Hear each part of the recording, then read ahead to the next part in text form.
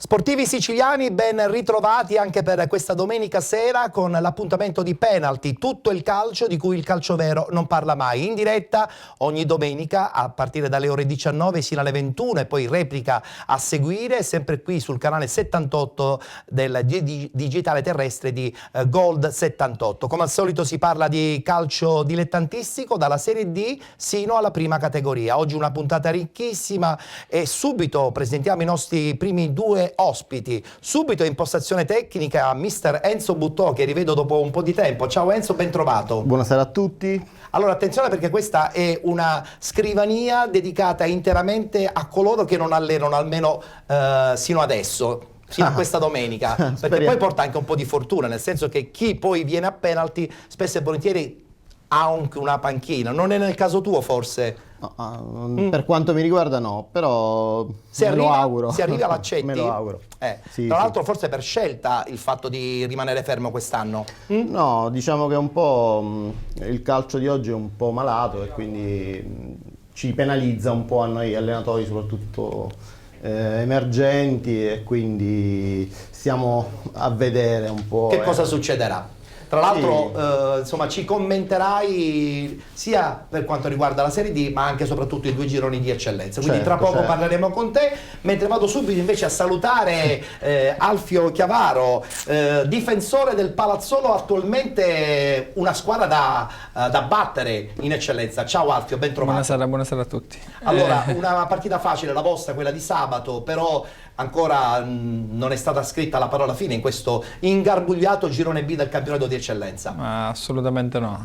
Noi in questo momento siamo l'inseguitrice della San Pio, sì, quindi ogni domenica non c'è mai, sembra una frase fatta. È un girone che appassiona comunque. Ma sì, perché penso che io sono tornato da 4 anni in Sicilia e non c'è mai stato un girone con 5 squadre nel giro di 2-3 punti. È vero, quindi si deciderà proprio probabilmente nelle ultime 2 domeniche, credo. Questo tourbillon di risultati ci porta a pensare che sarà veramente un terno all'otto individuare già da adesso la squadra che potrebbe vincere questo girone B. Penso che fino all'ultima giornata quest'anno ce ne saranno fra playoff e chi vincerà. Ci piace questa cosa, ci piace moltissimo. Oggi iniziamo la puntata di Penalty in una maniera totalmente diversa, con un omaggio ad un calciatore siciliano, ad un allenatore siciliano che purtroppo ci ha lasciato questa settimana. È un omaggio di Penalty per Tarcisio Catanese. La notizia della scomparsa di Tarcisio Catanese ha colto ovviamente tutti di sorpresa e ha naturalmente rattristato questa giornata, soli 49 anni, una persona per bene, una persona educata, un uomo ricordato nel mondo del calcio soprattutto per i suoi trascorsi da calciatore di ottimo livello. Citiamo la sua presenza a Parma, ma a Trapani è ricordato soprattutto perché è stato allenatore della formazione granata diciamo per una stagione intera, il 2007-2008, e in quella precedente per un pezzetto di campionato, in quella successiva per un altro pezzetto di campionato. Ricordiamo, oltre ai suoi tratti gentili, di un carattere particolare, di un uomo forse d'altri tempi per come interpretava il calcio e per la sua eleganza.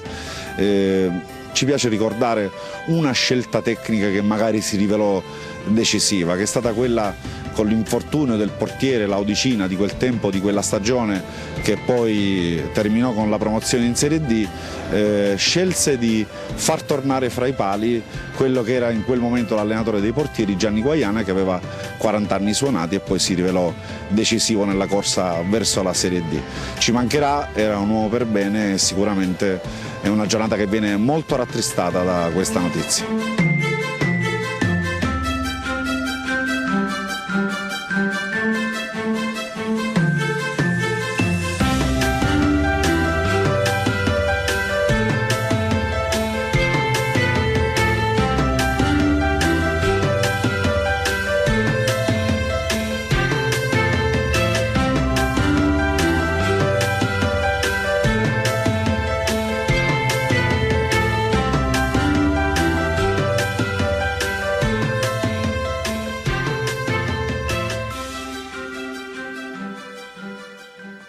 L'omaggio di penalty ad un grande campione siciliano che ha anche pure giocato in Serie A e che ha pure allenato parecchie squadre della nostra bella Sicilia, Tarcisio Catanese, che tra l'altro insomma indirettamente tu hai conosciuto forse, Sì, Enzo? direttamente sì. Lui allenava la Nissa e io per un periodo andavo a vedere un po' gli allenamenti. Ho capito. Devo dirti, è una bravissima persona e dispiace quando un collega alla sua età, Indubbiamente. purtroppo. Indubbiamente. Bene, e adesso voltiamo pagina, iniziamo a parlare di risultati, di classifiche e soprattutto insomma andiamo a commentare subito il campionato di Serie D. Andiamo subito con la schermata di questa giornata, la nona giornata di ritorno di oggi domenica 5 marzo 2017. Questi risultati: Città di Gragnano Cavese 1-1, Frattese batte Città di Gela 1-0, Sicola Leonzio batte Gladiator 2-0, Turris batte Igea Virtus 4-1, Palmese batte San Cataldese 2-0, Castrovillari batte Roccella 2-1, Rende batte Aversa Normanna 2-1, pareggio tra Pomigliano e Sersale 2-2 ed infine la Sarnese che vince 3-0 a tavolino con il 2 Torri. E a questo punto diamo un'occhiata anche alla classifica che rimane orientativamente immutata, anzi sottolineiamo l'allungo della Sicula Leonzio. Guardiamo la classifica, appunto la Sicula Leonzio in testa con 58 punti, con 51 l'Igea Virtus e la Cavese, 47 il Rende, con 46 punti Turris e Palmese, 44 Città di Gela, Frattese con 40 punti, Gladiator e Città di Gragnano 36, San Cataldese e Pomigliano 35, Aversa Normanna 29, Roccella 24, Sarnese 23, Castrovillari 21, Sersale 9 punti ed infine il 2 Torri che non è neanche inserito in classifica perché come tutti ben sanno è stata esclusa dal campionato dopo la quarta partita appunto persa a tavolino. A questo punto diamo anche subito sguardo al prossimo turno che si giocherà naturalmente domenica 19 marzo, infatti ci sarà una settimana di stop, si riprenderà appunto fra 15 giorni. Il prossimo turno, eccolo qui in tabella, Palmese Aversa Normanna, Sarnese Pomigliano, Frattese Castrovillari, Rende Città di Gela, Roccella Città di Gragnano, Igea Virtus San Cataldese, Sersale Sicula Leonzio, Gladiator Turris ed infine la Cavese che giocherà con il 2 Torri anche se ufficialmente appunto la partita non verrà disputata. Allora, parliamo subito di questa Leonzio e lo facciamo con il nostro commentatore tecnico della puntata odierna di penalty, mister Enzo Buttò. A questo punto cosa succede? La Sicula sta allungando e dobbiamo credere che probabilmente è l'anno buono? Allora, innanzitutto bisogna fare i complimenti alla società perché ha tutte le componenti per poter fare il salto di categoria. Dalla società, dal budget, dai dirigenti, dall'allenatore, del pubblico, tutte queste componenti portano alla fine a vincere un Tra l'altro campionato. una grande dimostrazione di forza perché andare a vincere 7 giorni fa a Cava dei Tirreni non era facile, tra l'altro queste sono le immagini appunto della partita. Assolutamente, perché probabilmente hanno trovato anche un ambiente molto caldo, però hanno una grossa squadra e quindi tutto questo li porterà sicuramente a vincere il campionato. Ottimista quindi assolutamente Sì. nei confronti della squadra di Decisamente Cozza. sì. Carissimo Alfio, dobbiamo parlare della Leonzio anche con te, insomma un po' ti appartiene insomma quella cittadina, quel pubblico, quella società. Ma sì, dopo l'anno scorso comunque io avevo fatto delle scelte a priori, ma è giusto che come società e diciamo, e come piazza proprio Lentini merita questa È pronta vittoria. per affrontare una Lega Pro importante la prossima stagione, secondo te la Sicula? Ma penso di sì, penso che fra il pubblico e la società non ci dovrebbero essere problemi perché comunque dall'anno scorso il pubblico è stato sempre presente, cioè in un'eccellenza quando avevamo 1.500-2.000 persone. Sì. Tutte le domeniche. Quindi figurarsi adesso che insomma stanno volando verso la Lega Pro. Infatti pensavo questo prima quando vedevo la classifica e comunque le basi che c'ha Leonardi per affrontare una Lega Pro sono tante.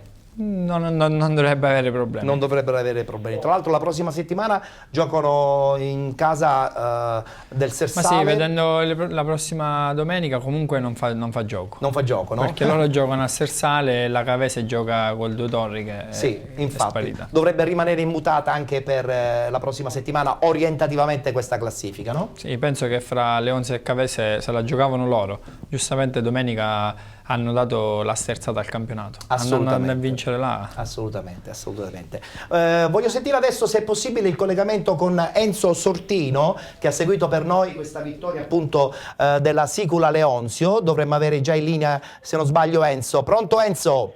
Sì, pronto, buonasera Ettore. Buonasera Enzo. Allora, vittoria credo anche questa molto meritata nei confronti del Gladiator. Come hai visto la partita? Diciamo 11ª vittoria consecutiva per la Sicula Leonzio. Una vittoria, quella di oggi, importantissima perché si dà seguito a tutto quello che si è fatto, ma soprattutto mentalmente e moralmente i ragazzi stanno bene. C'è una contraddizione a Lentini. Tutti gli addetti ai lavori che non fanno parte della società, come hanno detto poco fa i tuoi ospiti, sono sicuri che la Leonzio va in Lega Pro, così come tutti i tifosi e tutto l'ambiente sportivo.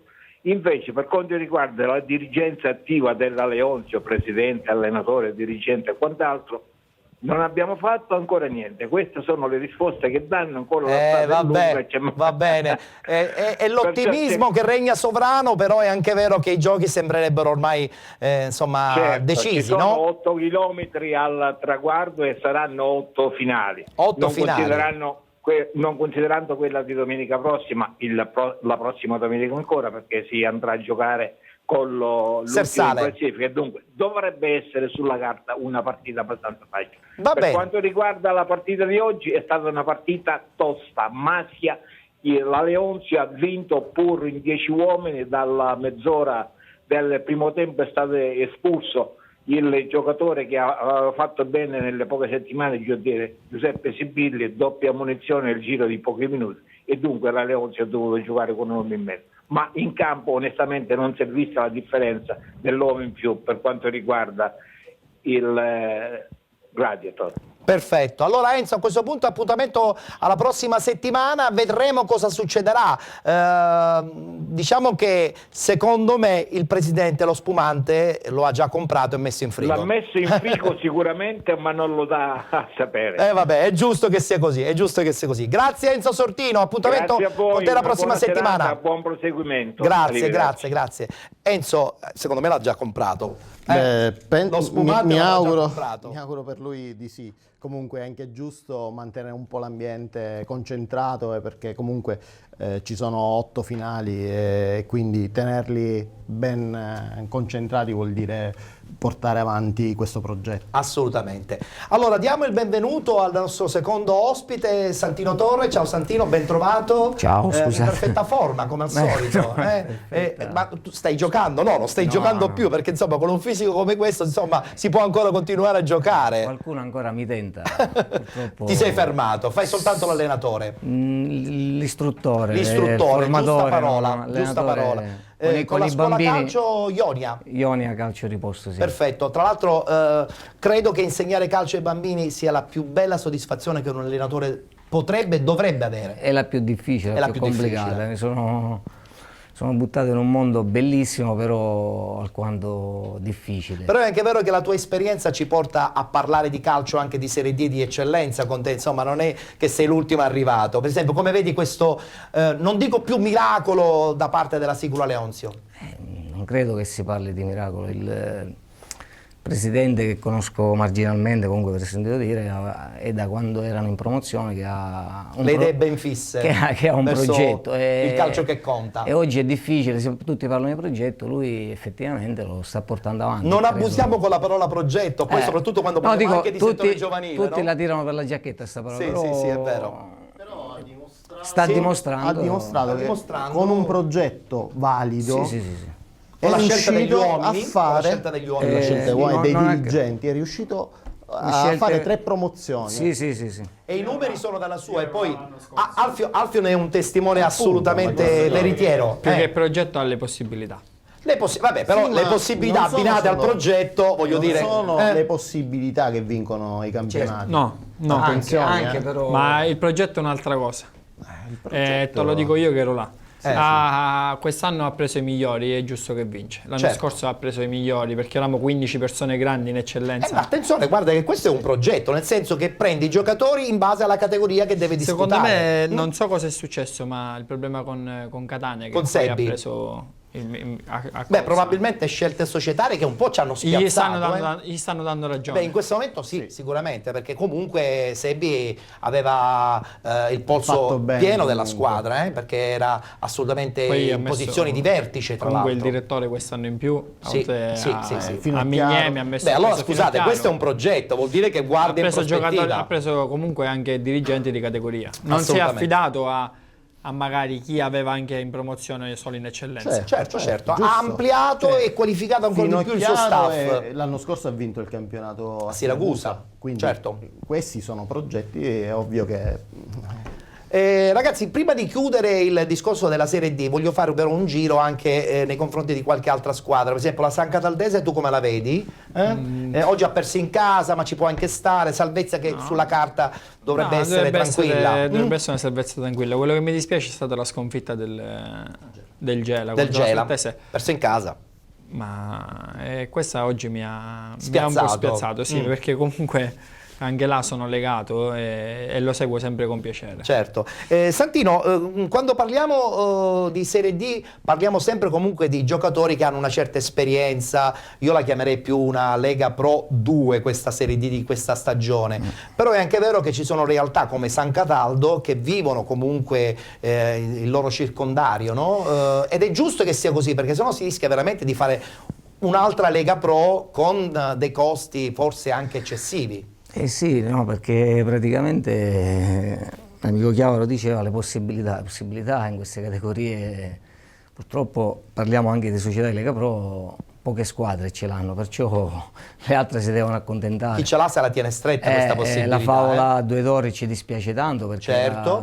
era proprio una famiglia, Che un po' ci ha spiazzato anche questa cosa del Due Torri quest'anno, perché l'anno scorso assolutamente sì. insomma aveva fatto un campionato meraviglioso, Però convenuto. ormai questo è un segnale importante, perciò quando ci sono le possibilità, progetto o meno, che ben vengono in Sicilia, no? Perché ci sono tante società di Lega Pro che...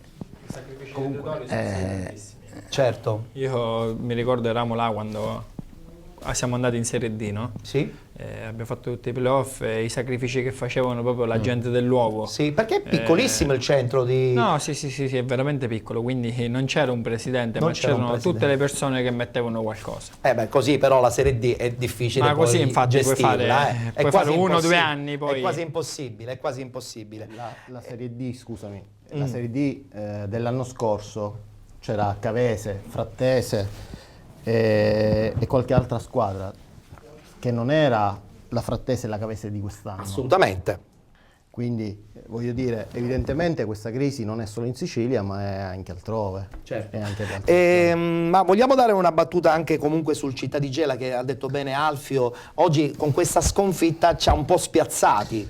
Sì, ma io ritengo che il Gela innanzitutto è una buona squadra, è un po' altalenante nei risultati, però finora ha fatto molto bene, perché ricordiamoci che all'inizio rischiava anche di non iscriversi o di non iniziare nemmeno il campionato. Sì, è stata un po' trabulata la sua gestazione del campionato. Grazie a Martello, a Infantino, hanno fatto un bel campionato, stanno facendo un bel campionato e sicuramente magari una sconfitta ci può stare. Attenzione, perché insomma sono anche a rischio un po' i playoff, no? Anche se poi i playoff, come tutti ben sanno, in Serie D sono velleitari, no? Perché si acquista soltanto un diritto di postazione nel caso di un ripescaggio, non Sì. è una vera e propria classifica Sì, che ti infatti. permette immediatamente di tentare la scalata in Lega Pro. Sì, veramente io li toglierei direttamente. Anche io sono di questa idea. È tempo perso, dico bene Alfio, sembrerebbe un po' tempo perso, perché poi la Finirebbe- classifica nasce un po' dal piazzamento, insomma non credo che sia una cosa fattibile poi cercare un ripescaggio soltanto perché magari si arriva a terzi o quarti o quinti. No, ma Non lo so, per me è dura dire li leverei, perché anzi io metterei su 18 squadre 9 play-out e In modo 9 che così play-off. poi alla fine ogni partita è sempre importante anche in questa Sì, infatti, categoria? quello che sta Mi succedendo sa che quest'anno Alfio da ha detto noi. bene però, Se no- non so se siete Se no d'accordo. ogni partita da ora in poi è una farsa. diciamo. Diventa quasi un gioco. Sorridi, ma mi confermi, Santino? Assolutamente sì. E lo devono creare anche per creare una graduatoria, ma poi alla fine ora devono chiedere più garanzie, perché per andare in Lega Pro Ci vogliono le garanzie e lì forse probabilmente un po' tutti soffrono. Bene, parliamo del campionato di eccellenza dopo aver chiuso questa bella parentesi della Serie D che ormai da un paio di mesi a questa parte ci regala la soddisfazione di avere una squadra siciliana in vetta, appunto la Sicula Leonzio. Settimana prossima una partita fuori casa, però credo, un po' tutti l'hanno anche detto quest'oggi qui nel nostro studio, una partita assolutamente abbordabile. Parliamo del campionato di eccellenza, parliamo subito del girone A con i risultati di questa domenica, oggi domenica 5 marzo 2017. Alba Alcamo batte Terranova Gela 8-1, Pro Favara batte Atletico Campofranco 2-1, Mussomeli batte Dattilo Noir 2-0, Nissa batte Licata 2-1, Paceco Marzara 1-1, Folgore Selinunte batte Castelbuono 1-0, Parmonbal batte Riviera Marmi 2-1 ed infine a Marsala vittoria del Troina per 4-0.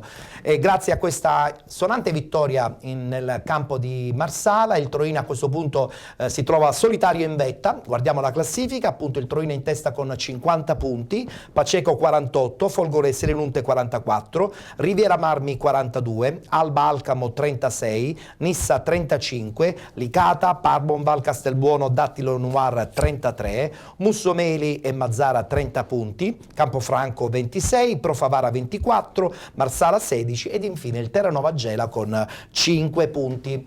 È il momento anche di presentare il tabellino della prossima giornata, si giocherà domenica prossima, domenica 12 marzo, mentre invece, come ho detto poc'anzi, la Serie D la prossima domenica riposerà.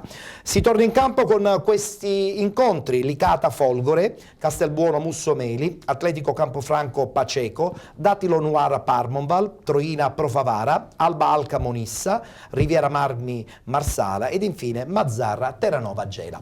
Allora, tra poco ci collegheremo anche con il nostro inviato che ha seguito per noi la partita Marsala-Troina con la vittoria della squadra di Pagara, però nel frattempo con le immagini del Troina vincente in casa per 4-1 nel ritorno di Coppa Italia, il commento lo voglio affidare naturalmente al nostro Enzo Buttò. Allora, Troina che in corsa in Coppa Italia e soprattutto ancora in corsa alla grande nel suo girone A del campionato di eccellenza.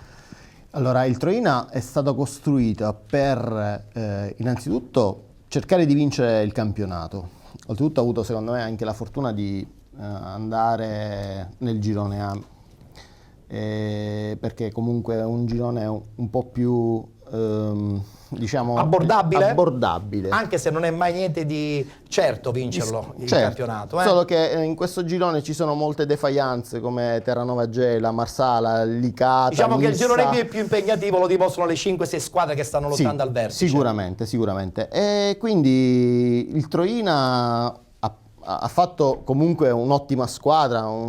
Pagana è ormai un marpione per queste categorie e oggi si ritrova a lottare per due ma alla fine categorie. Lo stress potrebbe incidere? Perché attenzione, sono due competizioni che comunque creano un certo impegno mentale. Sì, però quando si vince bene, si vince facilmente, ogni partita con entusiasmo, quindi ritengo che il Troina questa difficoltà poi alla fine non riuscirà ad averla. Sicuramente la Coppa Italia è un impegno molto difficile. Attenzione, perché... adesso sono nella fase nazionale, quindi ci sono anche le trasferte che incidono. Esatto, ma anche si incontrano squadre piuttosto forti. e quindi magari sarà un po' più difficile. Il campionato ritengo che invece il Troina riuscirà a vincere. A vincere. Vabbè, sentiamo un po' il parere anche dei nostri ospiti. Allora, Alfio, il Troina in questo momento in vetta, il Paceco, e nel frattempo possiamo vedere anche un'immagine di repertorio della squadra trapanese. Il Paceco però è anche vero che non molla, sono soltanto 2 punti ed è ben organizzato, è determinato. Guarda, conosco poco questo girone, conosco un po' di più il Troina. Immagino. Penso per la qualità della rosa e l'ampiezza dei giocatori dovrebbe alla fine farcela. Sì, anche perché ora vedevo che comunque loro vanno a Campofranco ed è un campo ossico, sì. mentre loro ce l'hanno in casa col Pro Favara e già qua potrebbero acquistare anche, secondo me, altri 2 punti, ce la faranno. Quindi potrebbero addirittura allungare in classifica. Sì, e poi mi fa piacere perché ci scherzo, no, con dei tifosi del Troina su Facebook ogni tanto. Perché? Perché in promozione ci ho giocato contro nei playoff e ho vinto. L'anno scorso nei playoff sempre battuti, no? Addirittura. E allora un ragazzo mi ha detto in estate, dicevo vieni qua, quest'anno cambiamo girone. Appunto. Allora hanno cambiato il girone e sono contento sia per il mister che se lo merita, perché fa tanti sacrifici è vero. e fa giocare benissimo la squadra. Santino, è anche vero però che il Paceco è un piccolo centro, un po' soffre il fatto che essendo un piccolo centro non potrebbe, volendo attualmente avere lo stesso seguito che magari il Troina invece c'ha, che è comunque un centro ma leggermente più grande del Paceco, che è quasi un quartiere di Trapani. Sì, però Paceco è vicino a Trapani, c'è un vicino importante. Lì io ho giocato Ma di riflesso però, Sì, di riflesso, però anche i giocatori ex Trapani, mi ricordo, mi sa Barraco, cose, cioè non è una squadra, anche se c'è stato un cambio, non mi ricordo, ora c'è Mazzara allenatore. Sì. Sono andati via paradossalmente, però con questo passo falso di oggi bisogna vedere il calendario come sono messi. Vedremo cosa succederà. Attualmente ha 2 punti, insomma, però vedo favorito anch'io il Troina. Tutti mi sa che stanno per favorito questo Troina. E a proposito di Troina ci dobbiamo collegare con Marsala, il nostro inviato Antonio Licausi, che ha seguito per noi questo incontro vinto dalla squadra di Pagana per 4-0 contro un Marsala che ormai mi sa che ha quasi abdicato e quindi insomma probabilmente la prossima stagione dovrebbe disputare a questo punto il campionato di promozione. Non ce ne vogliono gli amici di Marsala, però in questo momento la società è veramente in picchiata libera. Pronto Antonio? Pronto? Dovremmo avere Antonio. Amici sportivi, un cordiale saluto da Eccomi. Marsala. Allora Antonio, una partita quasi a senso unico dal risultato. No, completamente. Addirittura, spiegaci un pochettino com'è andata. Sì, allora, soltanto nel secondo tempo, diciamo, il Troina ha avuto il sopravvento, però per fare un'analisi della partita in maniera dignitosa, nel primo tempo il Marsala riesce a fare buona figura di fronte a un Troina che riesce a segnare al 14° col suo mediano Tuninetti, che con un fendente in piena di vigore supera l'incolpevole Bucaria. Poi nel secondo tempo è chiaro c'è stato il calcio di rigore in favore del Troina che diciamo ha dato l'input al Troina di dilagare con il terzo gol e il quarto gol di Diallo. Ma è stata una vittoria meritata, Antonio, è stata una vittoria, però, dicevo, però poi alla fine probabilmente è stata una vittoria meritata per la squadra di Pagana. Nel contesto della partita sì, però nel primo tempo il Marsala non ha dispiaciuta. Ho capito. Vabbè, quindi allora qualche speranza ancora per i tifosi del Marsala per cercare di salvare la stagione? Sarà un po' difficile. Ormai a meno 6 giornate dalla fine è difficile 8, le speranze sono ridotte al lumicino, è vero. perché il Favara ha vinto oggi, quindi a meno 6 giornate dalla fine, meno 8 è molto difficile, quasi a malincuore. Dalla Serie D, Ettore, dalla Serie D in promozione. È vero. Una battuta finale proprio per parlare di questo Marsala, in 30 secondi. Perché tutto questo? Mancano gli sponsor, manca il presidente, manca l'ambiente, manca la società. Cosa manca per insomma, cercare di risollevare questo Marsala? C'è stata... Questo risultato sportivo si spiega nell'incertezza societaria dell'avvio di campionato. Ho capito.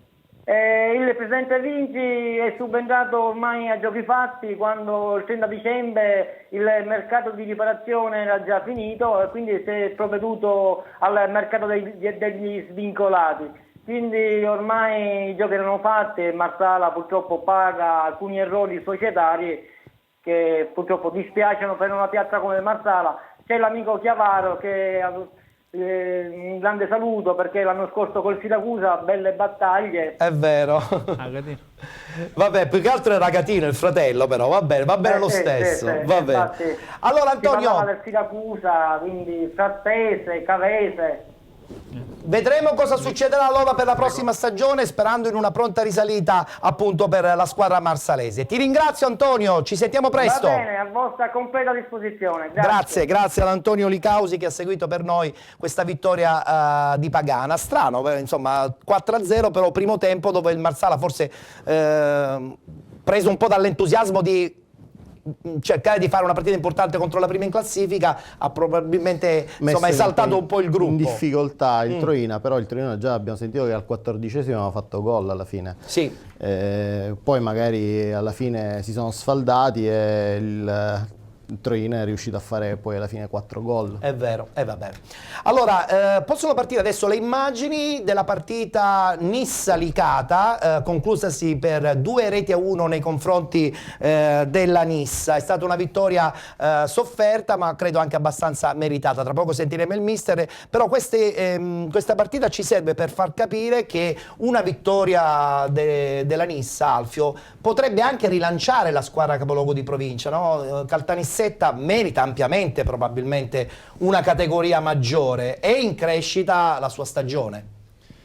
Io mi ricordo quando parecchi anni fa giocavo contro la Nissa, intanto non era questo lo stadio, sì, era il loro sono Piandellago. ritornati volutamente a giocare nel campo ex storico del Palmintelli. Sì, lo so, perché l'anno scorso là c'erano dei ragazzi che giocavano con me come Genova, Calvaruso, sì. e mi dicevano che sì, è vero, sono tornati a giocare là, hanno vinto il campionato, ma le difficoltà di un campo di terra sono notevoli. E poi soprattutto quel campo di terra, ragazzi, guardandolo questo campo ci rendiamo conto veramente come si fa a giocare anche in un campionato importante come quello dell'eccellenza. Ma soprattutto rappresenti una città. Rappresenta una città che tra l'altro con un campo che c'hanno, cioè loro ce l'hanno il campo, questa è quella cosa che mi lascia sorpreso. Questo è il primo gol della Nissa, poi dopo c'è stato il raddoppio e poi sul finire il gol del 2-1. Ettore, scusami, ma è come la Cireale che vuole tornare nella Fossa dei Leoni. È vero, però insomma bisogna guardare in prospettiva. Se lo fanno in sintetico o comunque lo sistemano. Sarà molto così. difficile. Io lo conosco bene il Palmintelli perché ci ho giocato per un anno. E quindi? È una Fossa dei Leoni. È una Fossa dei Leoni. Infatti come diceva Alfio lì, con la Ciriale. Esattamente, lì ci siamo salvati, era un campionato un po' particolare, eravamo molto in difficoltà.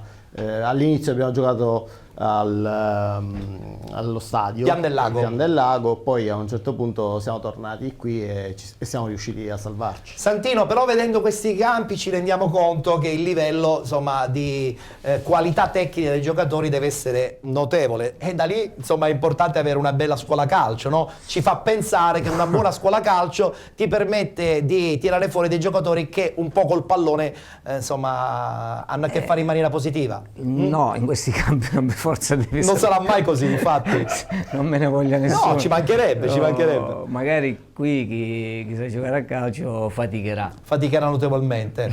Peccato, no? Perché insomma anche Caltanissetta è una piazza che meriterebbe ampiamente, come diceva No, bene Alfio. hanno uno stadio, è uno spettacolo. Ci dispiace proprio di questa però cosa. per magari per certi tipi di squadre, certi di categorie Sì. o magari forse è meglio giocare in quei campi, non lo dico purtroppo. Sì, però esistono le strutture, cioè loro ce l'hanno lo stadio. Sai ce qual è la l'hanno. differenza? Che al Palmintelli vanno 500 persone E si e riempie c'è uno una stadio, bolgia, il clima, esattamente. certo. Al Pian del Lago 500 persone, È vuoto, deserto. è vuoto. Ormai il fattore campo Incide personalmente relativamente. conta. Prima ho visto la Cava, la Leonzio, c'erano quanti? 4.000, 5.000. Erano tanti, Ma lì stiamo parlando di una Sì, ma no, per realtà. dire, cioè, il fattore campo, veramente la gente è come noi quest'anno quando siamo dovuti andare 2 settimane fa, 3 settimane fa da Cireale, no? Sì. Sembra che sono partite, poi si gioca in campo, cioè meglio il campo meglio Il è, pubblico spinge.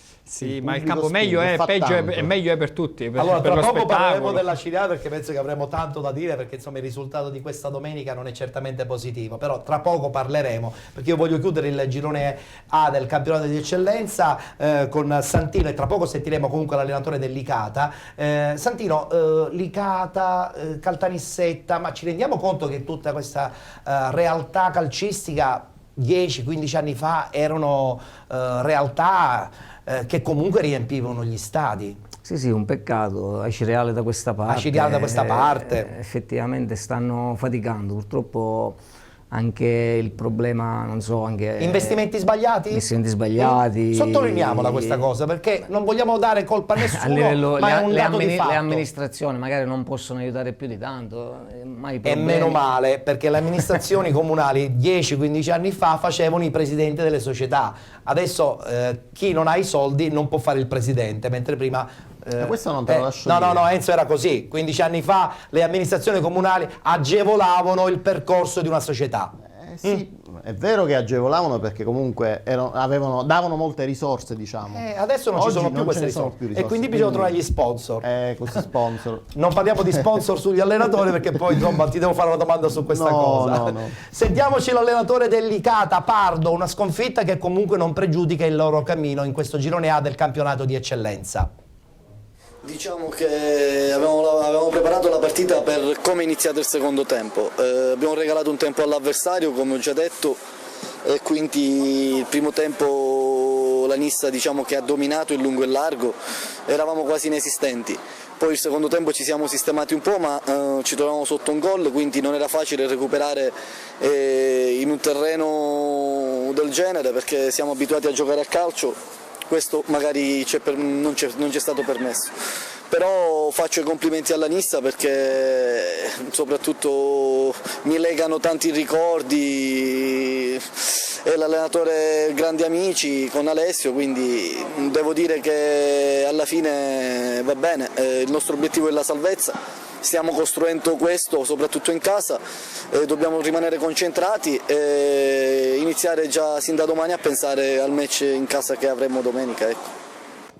Allora, ottimismo per quanto riguarda il Licata, realtà che tutti conoscono, un passato glorioso, però è anche vero che non si può costruire il futuro soltanto pensando al passato. Tu sei stato un giocatore anche importante di parecchie società, Santino, non si può pensare di costruire un futuro di una società soltanto perché tanto tempo prima, insomma, c'è stata una bella realtà che poteva essere la Serie B o la Serie C.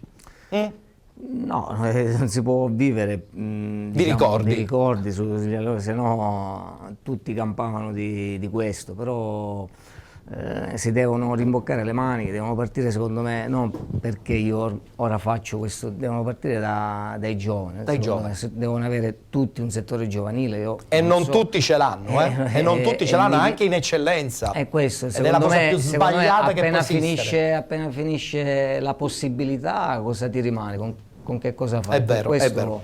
Allora, campionato di eccellenza, adesso parliamo del girone B, risultati a sorpresa, un campionato ed un girone che ci appassiona tantissimo, tanti amici da parte di Alfio, anche Santino, ma devo dire che anche Enzo conosce bene questa realtà di questo girone B. Guardiamo il tabellino di questa nona giornata di ritorno, Città di Rosolini batte Aciriale 1-0, Biancavilla batte Pisturina 4-1, Rocca di Caprileone Città di Sant'Agata 1-1, Pedara San Pio X batte Giarre 1-0, Realavola batte Milazzo 2-1, Palazzolo batte Belpasso 3-0, Città di Scordia batte Sporting Viagrande 4-1 ed infine Sporting Taormina batte Torregrotta 3-0.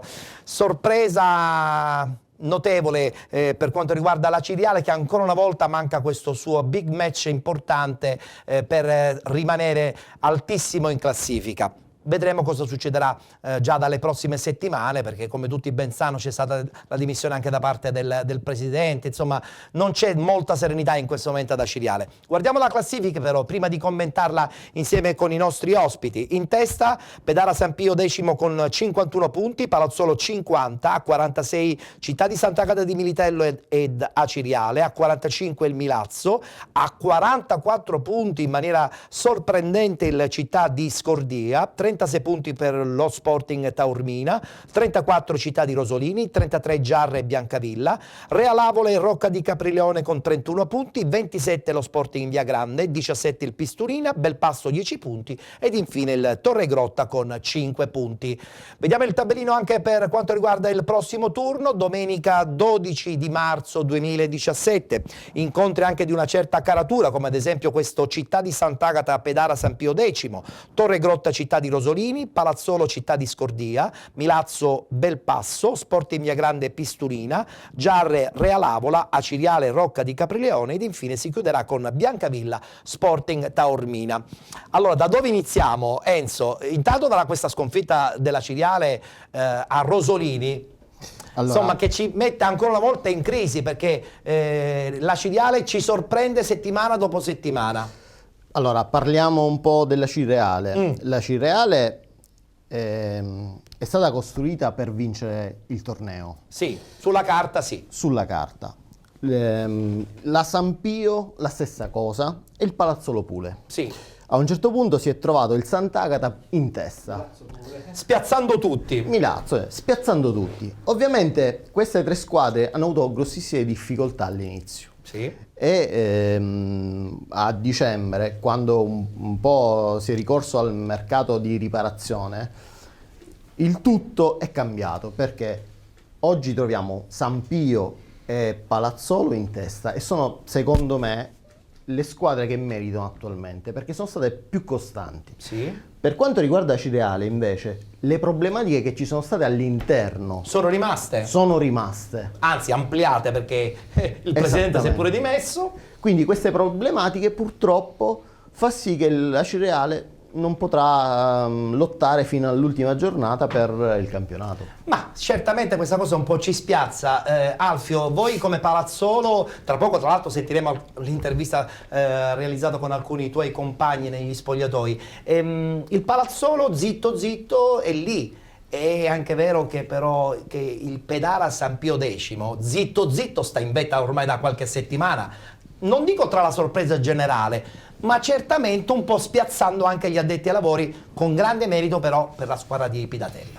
Guarda, fra le 5 quella che mi sorprende, lo dico sempre, è il Città di Sant'Agata, perché le altre 4 sono state tutte quante costruite per vincere. Tra queste 4 a inizio campionato c'era anche lo Scordia, Sì. che al girone d'andata aveva fatto male e ora sta facendo un girone di ritorno. Diciamolo che in questo momento è probabilmente la squadra più in No, forma. in questo momento il girone di ritorno è primo in classifica. È una brutta gatta da pelare per voi la prossima Ce l'abbiamo settimana, tra domenica, l'altro. ce l'abbiamo domenica e lo sapevamo già da Quindi un po'. l'aspettate con ansia. Ma per noi è una finale. Per voi una finale addirittura, quindi ritenete il Città di Scordia grande qualità che Assolutamente va sì, una grande affrontato? squadra. Stanno dimostrando questo perché hanno fatto non so se 11 o 12 vittorie consecutive. Sì, siamo al 10-12 forse.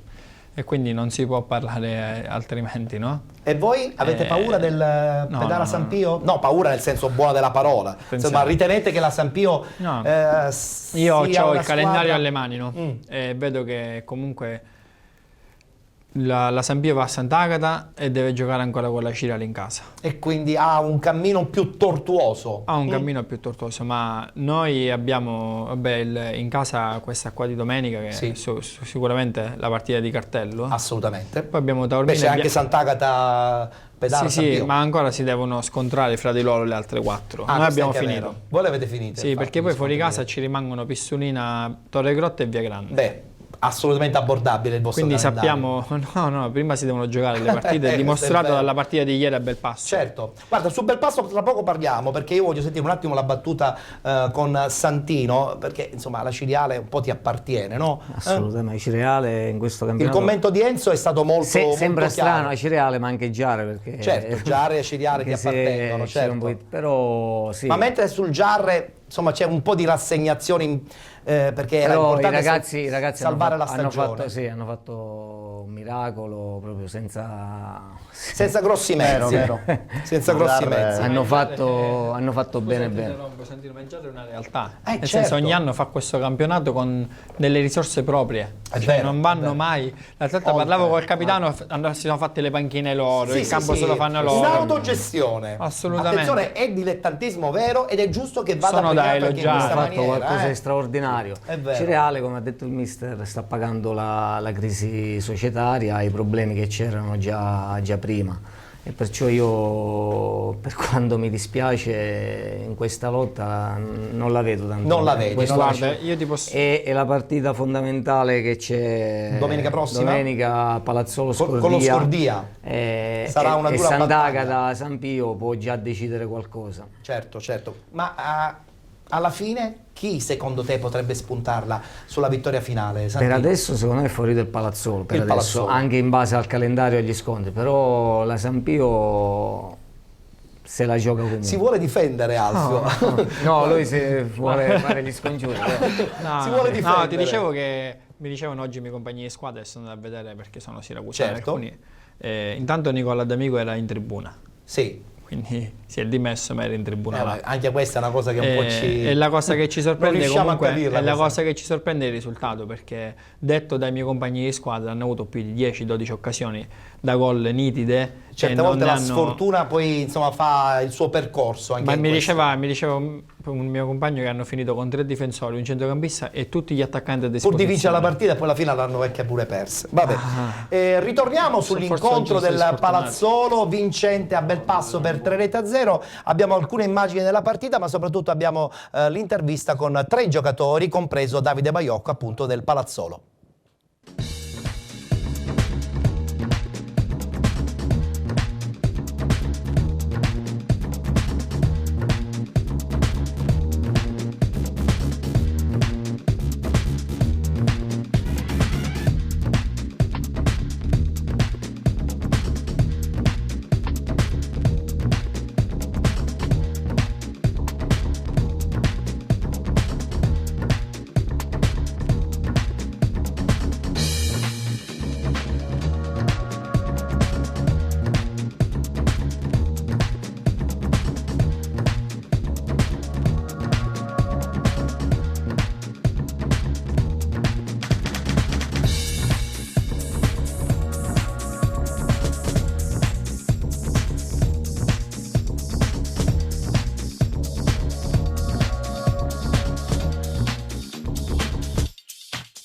Sapevamo che la partita era importante perché al di là dell'avversario era importante affrontarla con un atteggiamento mentale adatto. Il primo quarto d'ora è stato abbastanza impegnativo, vedi per una nostra defiance, vedi che comunque gli avversari c'erano, però abbiamo risolto la pratica nel migliore dei modi e adesso puntiamo al prossimo obiettivo che è la partita sempre prossima. Quindi ci portiamo 3 punti sopra, mettiamo un'altra lineetta per la vittoria di questo campionato e ci proviamo fino alla fine.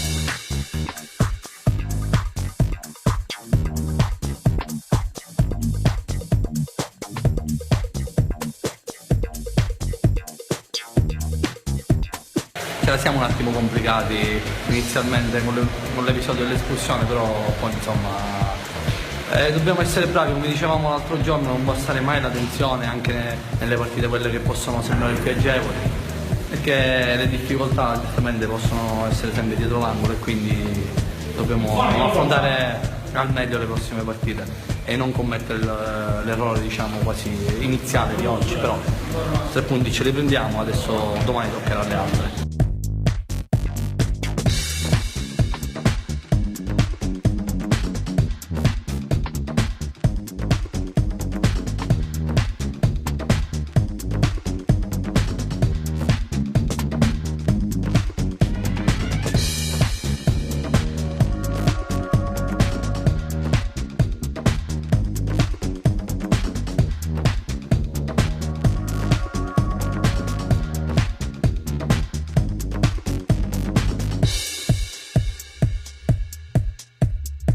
Oggi abbiamo visto che se non siamo noi sempre, purtroppo le partite si possono complicare. Abbiamo fatto molta fatica al primo tempo, questo deve essere da monito per le altre 6 partite che ci aspettano, a partire da quella di domenica, che sicuramente sarà un impegno duro, proibitivo, con una squadra molto in forma e molto forte, con giocatori anche di categoria superiore.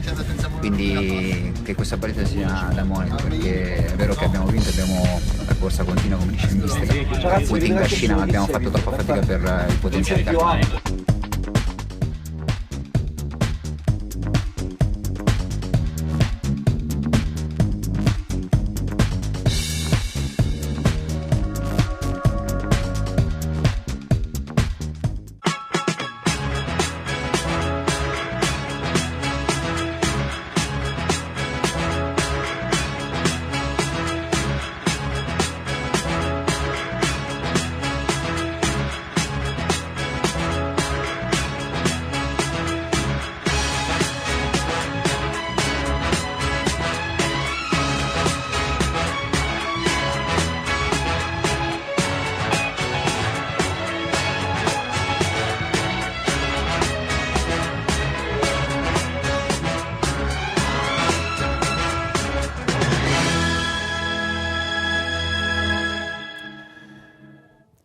Una grande stagione per il Palazzolo, mi parlavi di Davide Maiocco, uno che non molla mai, Alfio, proprio arcigno, deciso, determinato, quasi da esempio anche per il resto della squadra. Sicuramente, l'ho detto sempre, lo conoscevo da prima, ma non lo conoscevo sotto le vesti di compagno di squadra, ma come amico di tornei estivi o di cene. Non molla un attimo. No, non molla niente.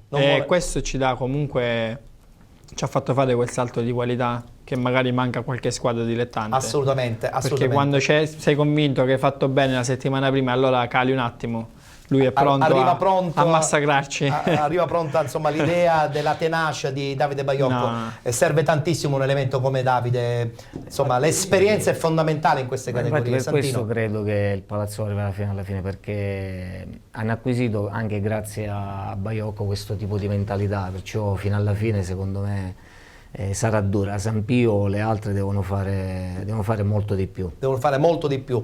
Ritornando a parlare di questa classifica, dobbiamo ancora una volta parlare dello Scordia. Ormai da un paio di settimane a questa parte teniamo a dire che la squadra di Pippetto Romano domenica dopo domenica ha guadagnato posizioni, ha accorciato il gap con insomma, la zona altissima dei playoff, e adesso onore alla squadra insomma, di Romano, e soprattutto domenica prossima, qui lo dice anche Alfio, sarà una battaglia. Sì, infatti in questo momento il Città di Scordia è la squadra, diciamo, più in forma, però è anche vero che ha avuto un po' un calendario un po' facile fino ad oggi, perché comunque ancora dovrà incontrare le vere squadre, ci saranno gli scontri diretti e lì diciamo che si deciderà un po' tutto se entrerà a far parte dei playoff. In questo momento credo che sia anche meritata la posizione in classifica e in prospettiva anche playoff. Per quello che ha fatto vedere ultimamente, certo. Assolutamente. Parliamo del Milazzo?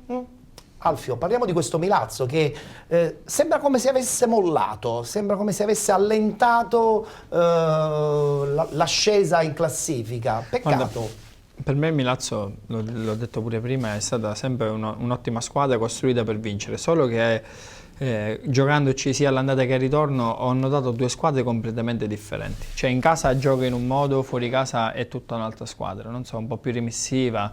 Non riesco a capire il problema, perché comunque sono degli ottimi giocatori in difesa, compreso il portiere, tutta una difesa che l'anno scorso era in Serie D. Sì. Cucinotta, Matinella, Tricamo. Tutta gente di grande qualità. Gente di qualità. Certo. Avanti c'ha uno dei migliori negli ultimi anni che è Cannavò. Sì. Sta dimostrando che in qualsiasi squadra comunque segna in maniera continua. Solo che quest'anno forse gli è mancato un po' più di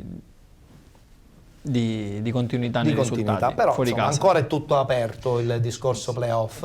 Forse parlando anche con mio fratello, non mi confronto. Certo, chiaro. Anche da loro perdevano 2-0, hanno pareggiato 2-2, poi sono stati un po' presuntuosi e hanno perso 5-2. Quindi sai, quando non puoi vincere non devi perdere in questo Assolutamente. campionato. Muovi la classifica con il punto. Allora, abbiamo chiuso anche il girone B del campionato di eccellenza, però prima di salutarci parliamo un po' con i nostri ospiti in maniera più dettagliata. Allora, intanto Enzo, quest'anno ti sei fermato, anche già lo scorso anno eri fermo, dopo la bellissima esperienza a Via Grande, no? Che comunque insomma ti ha creato un bel curriculum, perché Via Grande giocava bene al calcio, avevi un bel gruppo che ti seguiva. Sì, c'erano anche le condizioni per lavorare bene. Adesso non ci sono più giovani. le condizioni per allenare?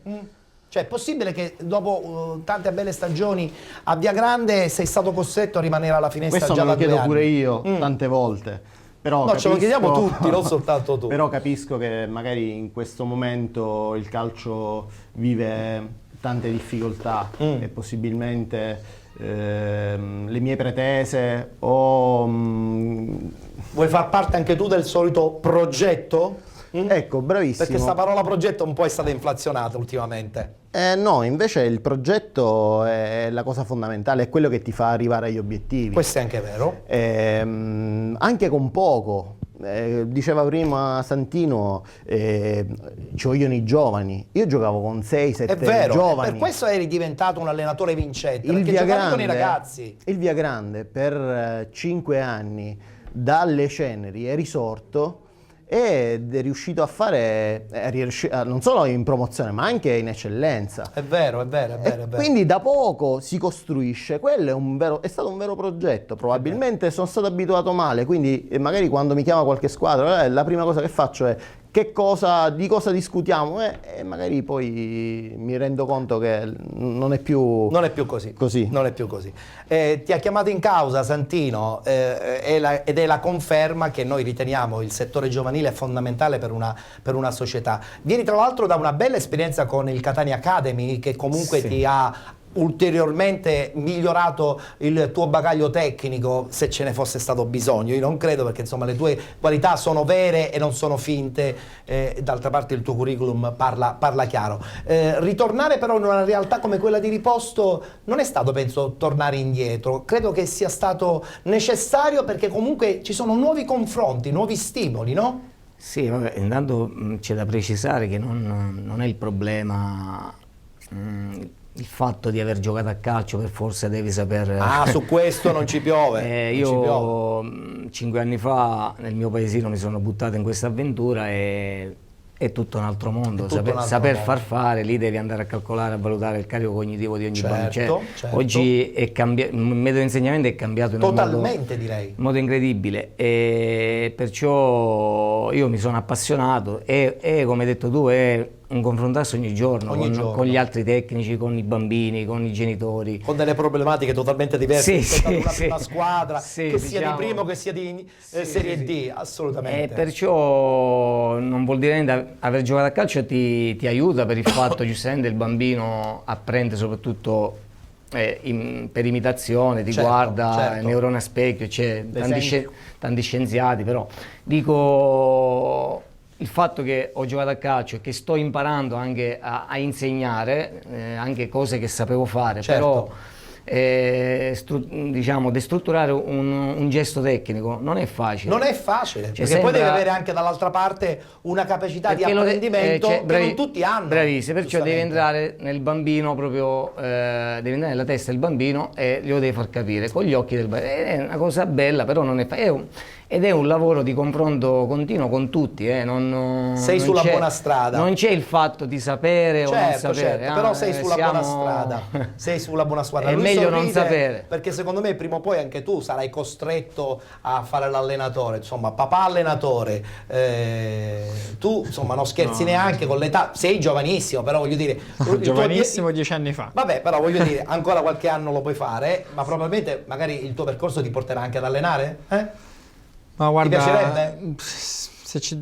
Ogni tanto ci ho pensato, no? A un domani, e quello che comunque mi piacerebbe fare non è non è l'allenatore, penso. Più un ruolo dirigenziale allora. Più sì, un direttore o comunque qualcosa del genere. Beh, non ti mancheranno le proposte, insomma, mastichi calcio da troppo tempo per pensare di avere problemi a trovare una squadra che ti possa assumere come dirigente. O sbaglio, Alfio? No, non lo so. Non lo sai. Intanto gioca e divertiti a 6-7 anni ancora me li voglio fare. Bravo. Benissimo, allora passiamo ai saluti finali. Salutiamo Santino, grazie per essere stato con noi. Scusate per il ritardo. Non c'è problema, la tua presenza comunque è stata grazie per l'invito. Assolutamente importante. Speriamo magari di rivederci presto anche per parlare ulteriormente di questa Ionia. Parlare di ambito, se parliamo di ambito giovanile, di scuole calcio, mi puoi invitare, perché anzi inviti anche per assolutamente dove, i confronti aiutano, dove possiamo rubare qualcosa. Quanti bambini avete Lì abbiamo 280 bambini, siamo affiliati Juve. Avete sentito bene, 280 bambini, sono tantissimi. Sì. Tenendo presente che ormai la scuola calcio è diventato un business, voi non fate business, non credo. No. Con questi numeri non penso. Io sono un tecnico, cioè non so, diciamo, certo, alla fine scuole calcio si mantengono con vabbè, ci mancherebbe, d'altra parte bisogna fare i tecnici, la struttura. Però dico, il fatto dell'Accademia Juve, tutte queste cose che alla fine sono business, però la Juve ha fatto un discorso inverso, perciò si è scelto lei e le affiliate. Sì. Ed è la cosa bella che scendono i tecnici sempre per comprare. Bene, quindi non è soltanto fittizio il nome dell'affiliazione, è proprio vero. Noi dobbiamo andare pure a Torino, ci fanno vedere, cioè, è sempre un modo per migliorarsi ed è una cosa molto positiva. Perfetto, allora in bocca al lupo a Santino Torre, in bocca al lupo anche ad Alfio Chiavaro, che domenica prossima insomma avrà una partita difficilissima, molto difficile. Mi avvicino da questa parte perché devo salutare e ringraziare il nostro tecnico odierno in postazione tecnica, Enzo Buttò, augurandogli magari di avere presto comunque una squadra. Non credo ormai per questa stagione, no, perché insomma non ci sono né i numeri né probabilmente la volontà. Assolutamente. Io ti ringrazio invece per il ruolo che mi hai dato, perché è stato divertente, è stato molto carino. Grazie. Grazie mille. Grazie dunque al nostro Enzo Buttò. Noi adesso, tra la prima e la seconda parte, vi facciamo vedere una bella realtà, quella della scuola calcio della città di Acicatena.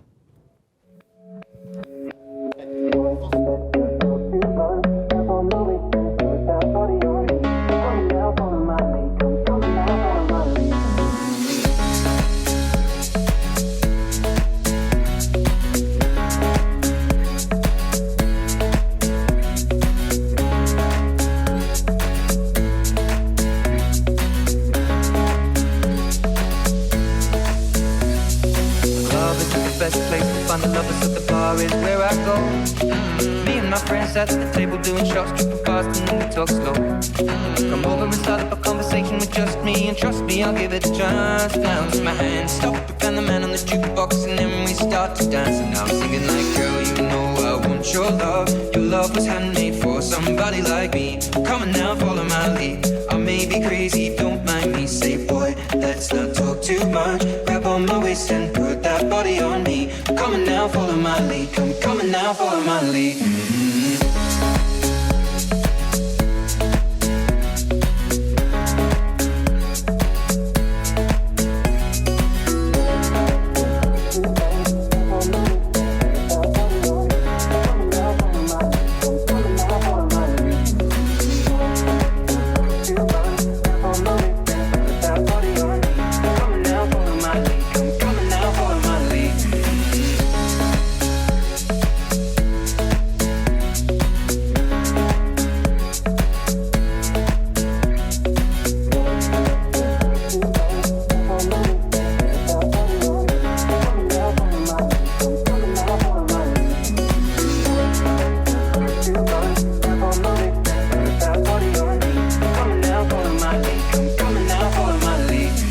Dopo la cartolina iniziale dedicata ai pulcini, alla scuola calcio della città di Acicatena, adesso parliamo invece degli allievi e dei giovanissimi e lo facciamo con il responsabile del settore giovanile, Salvatore Giuffrida. Ciao Salvo, ben trovato. Questo settore giovanile è stato voluto fortemente dal presidente Ponticello, lui crede in questi ragazzi. Quest'anno ci stiamo prendendo qualche piccola rivincita rispetto all'anno scorso, che abbiamo iniziato un po' male. Quest'anno siamo molto di più e credo che, se la fortuna ci assiste, contiamo di avere molti più ragazzini. È chiaro che si parte dai pulcini, ma si parte anche e soprattutto con gli allievi e i giovanissimi che servono un po' soprattutto in prospettiva prima squadra. Certamente. Da noi per esempio quest'anno che abbiamo gli allievi usciranno parecchi allievi che speriamo bene, o li daremo a qualcuno, faremo la juniors noi come a Cicatena Calcio, dovremmo fare la juniors, quindi non andiamo in cerca di elementi che poi ci costano cari, invece così li abbiamo già in casa e li sfruttiamo noi, anche perché i ragazzi poi sono la maggior parte tutti del posto.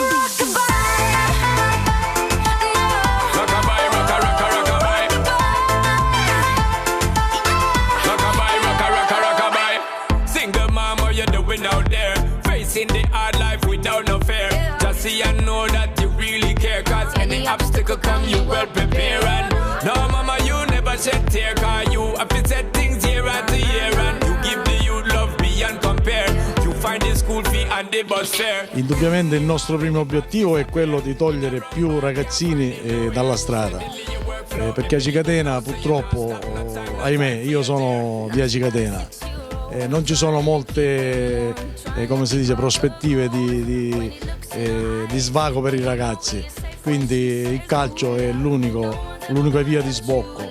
Noi stiamo facendo l'impossibile per cercare di portare più ragazzini possibile al campo.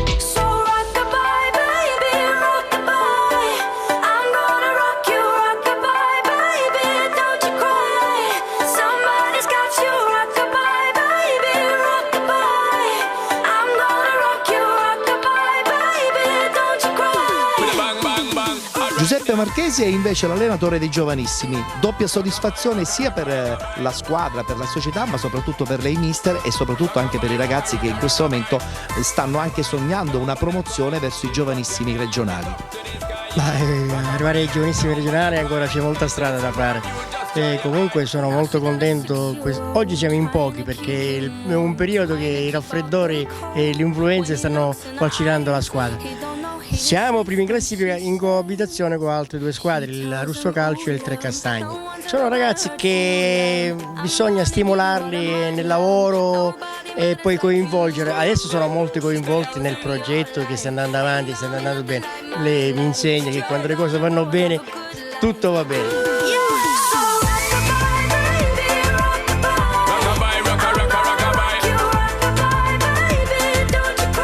È contento di questo progetto del presidente Ponticello? Io sono uno degli artefici di questo progetto, ho stimolato il presidente a fare questa cosa qua perché qua ad Cicatena fino a qualche anno fa non c'era il settore giovanile, anzi noi quest'anno, il primo anno siamo arrivati e abbiamo costruito dal nulla una scuola calcio, esordienti, giovanissimi e allievi e con buoni risultati.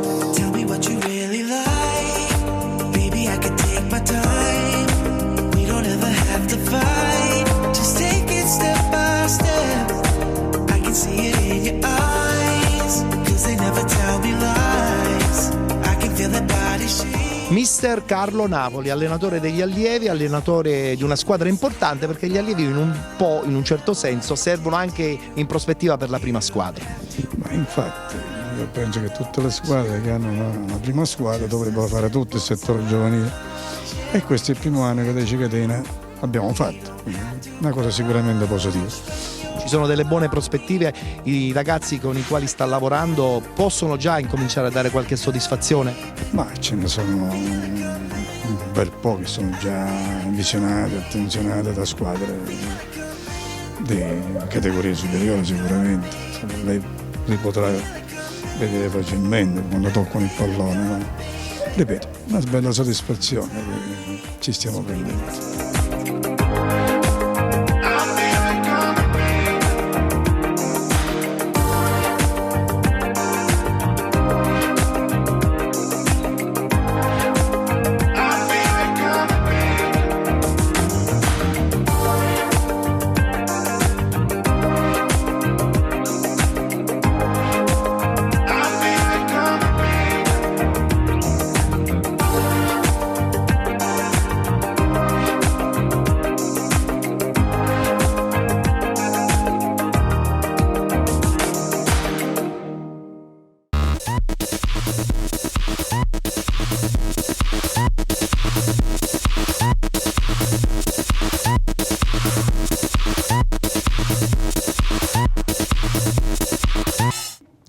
Eccoci rientrati in studio, amici di Penalty, tutto il calcio di cui il calcio vero non parla mai. Siamo in diretta ogni domenica sul canale 78 del digitale terrestre di Gold 78. Siamo tra l'altro in replica poi nella stessa serata della domenica e lunedì sera. Insomma, non potete assolutamente perdere questo appuntamento che parla solo ed esclusivamente di calcio dilettantistico, e siamo in diretta, cosa molto importante, la domenica appunto alle ore 19. Salutiamo in postazione tecnica l'arrivo di Alessio Patti. Ciao Alessio, ben trovato. Buonasera a te Ettore, buonasera a tutti gli amici. Ci dai qualche anticipazione? È successo qualcosa in promozione? Risultati a sorpresa, soprattutto nel girone A, che è il primo in ordine cronologico che andremo ad analizzare, perché cade il Canicattì. Addirittura, ma erano tanti però i punti che insomma dividevano sì, no, la ovviamente dal secondo posto. Non mi sento di cioè non drammatizziamo. No, non mi sento di annunciare nessun campanello d'allarme. Vabbè, però è caduto il Canicattì e fa notizia. Ci può anche stare. E adesso invece andiamo a presentare i nostri tre ospiti di questa seconda parte di Penalty. Subito mister Alessandro D'Antoni, mister della scuola calcio per portieri che si chiama Crescere da numeri 1. Sono tanti ragazzi che una cinquantina adesso, sì. la tua scuola. Tra l'altro, giusto allenare specificatamente i portieri? Assolutamente giusto? sì, finalmente, perché poi spesso e volentieri viene un po' sottovalutato in questa fase di crescita questo ruolo. Assolutamente. E quindi quando ci sono le scuole dedicate sicuramente è molto positivo. Così come è molto positivo, ed in questo momento sono molto contenti ad Augusta, il cammino dello Sporting di Augusta, e salutiamo l'arrivo del presidente Massimo Casertano. Buonasera Presidente, ben trovato, ci si vede dopo qualche anno. Lo avevamo lasciato in seconda categoria, in terza categoria, ecco, mi ricordo, però era una terza categoria a vincere. Sì. E adesso lottate per arrivare in promozione, quindi grande soddisfazione anche per il tecnico che allena questo Sporting Augusta, ovvero Giuseppe Zarbano. Buonasera mister, ben trovato. Buonasera, ho la fortuna finalmente di incontrarlo di persona, perché io conosco insomma il suo nome, che è da tanto tempo nell'ambito del calcio, e so che lei è una persona corretta, pulita, e soprattutto che fa giocare bene le sue squadre, perché le ho viste alcune sue squadre giocare. Io lo ringrazio dei complimenti. Io spero che alla fine tutto questo viene a galla ad aprile, quando finirà il campionato. Ma siete sulla buona strada però, sicuramente. Allora parliamo subito di risultati, così poi li commentiamo con i nostri ospiti, anche se Presidente dovremmo parlare prima di promozione, quindi, però secondo me serve per portarsi avanti con il lavoro per la prossima stagione. Ce lo auguriamo. Allora, campionato di promozione, subito i risultati di questo girone A, eccoli qui con il nostro regista Giuseppe Gioffrida pronto a lanciarci il tabellino. Ares Menfi batte Atletico Ribera 2-1, Campobello e Ravanusa si spartiscono la posta 3-3, Salemi batte Canicattì 2-0, Castellammare batte Casteltermini 2-1, Serra di Falco batte Cinque Torri Trapani 1-0, Partinica Audace batte Gattopardo 1-0, Libertas batte Nuova Sancis 3-0 ed infine Raffadali vincente contro il Camarat per 2-0. Classifica che, come ci ha anticipato Alessio, che tra poco insomma ci darà anche il suo commento tecnico, che non è cambiata di molto, si è soltanto accorciato il gap fra la prima e la seconda. In testa comunque rimane il Canicattì con 61 punti, 55 il Raffadali, 49 Libertas 2010, 45 Castellammare, Ares Menfi 42, Nuova Sancis 40, Atletico Ribera 34, Partinica Audace 32, Ravanusa e Campobello 30, Camarat 27, Salemi 26, Serra di Falco 23, Gattopardo 16 ed infine Cinque Torri Trapani con 13 punti e il Casteltermini con 11 punti. Alessio, hai anticipato questo leggero cosa? Handicap della partita del Canicattì, però nulla è perduto, assolutamente. No. Continua a rimanere in frigo la bottiglia per la squadra. Stiamo parlando, Ettore, di 6 lunghezze di vantaggio, Falzone. 6 lunghezze di vantaggio sul secondo posto. È vero che mancano ancora 6 giornate, quindi 18 punti a disposizione, ma quando si tratta di praticamente un terzo dei 18 punti a disposizione, non so fino a che punto il Canicattì, la sconfitta di oggi oggi metta in discussione il primato del Canicattì. Io lo chiamerei più un semplice incidente di percorso, che ci può stare specialmente in casa di un Salemi affamato, straffamato di punti, che ha fatto valere la propria fase difensiva e la propria giocata di rimessa contro la capolista. Ne ha approfittato però il Raffadali. Ne hanno approfittato tutte le altre prime 5 in classifica, ne ha approfittato il Raffadali, il Bertas, Castellammare e Ares Menfi, quindi è tutto aperto sia in chiave playoff, perché l'Ares Menfi fa corsa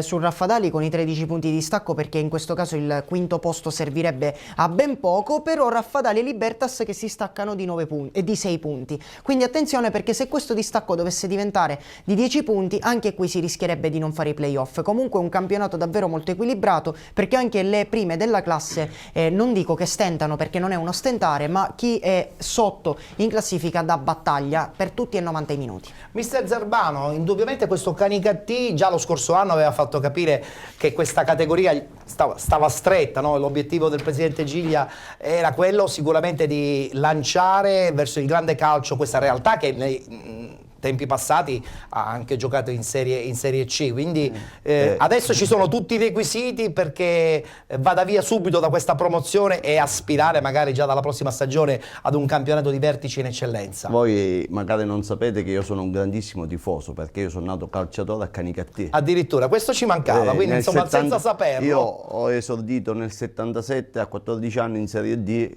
proprio col Canicattì di Cacciavillani. Addirittura? Sono molto tifoso del Quindi Canicattì, è la mia prima squadra. C'è fame a Canicattì di questa fame di voglia calcio, matta. persone eccezionali, mi ricordo tutti con molto piacere. Io sono stato là in una stagione splendida per i miei 14 anni, dove sono stato ceduto al Palermo. Pensate un po' che ricordi c'ho di questa gente, assolutamente. E forse è l'unico dispiacere di giornata, perché mi ha vinto la Leonzio, mi ha vinto il Rosolini, mi ha vinto la mia squadra. Vabbè, è stato però, come ha detto Alessio, un incidente di percorso, ci può anche stare questa sconfitta.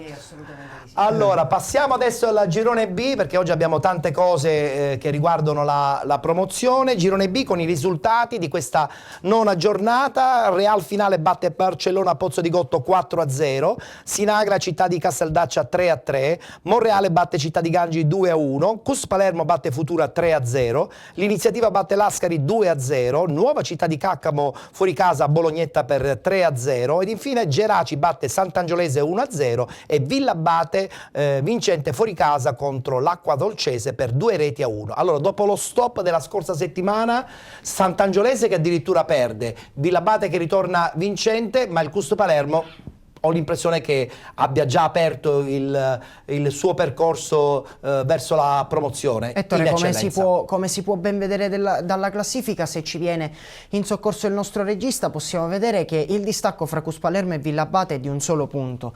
E a mio avviso questo è un testa a testa che continuerà fino alla fine.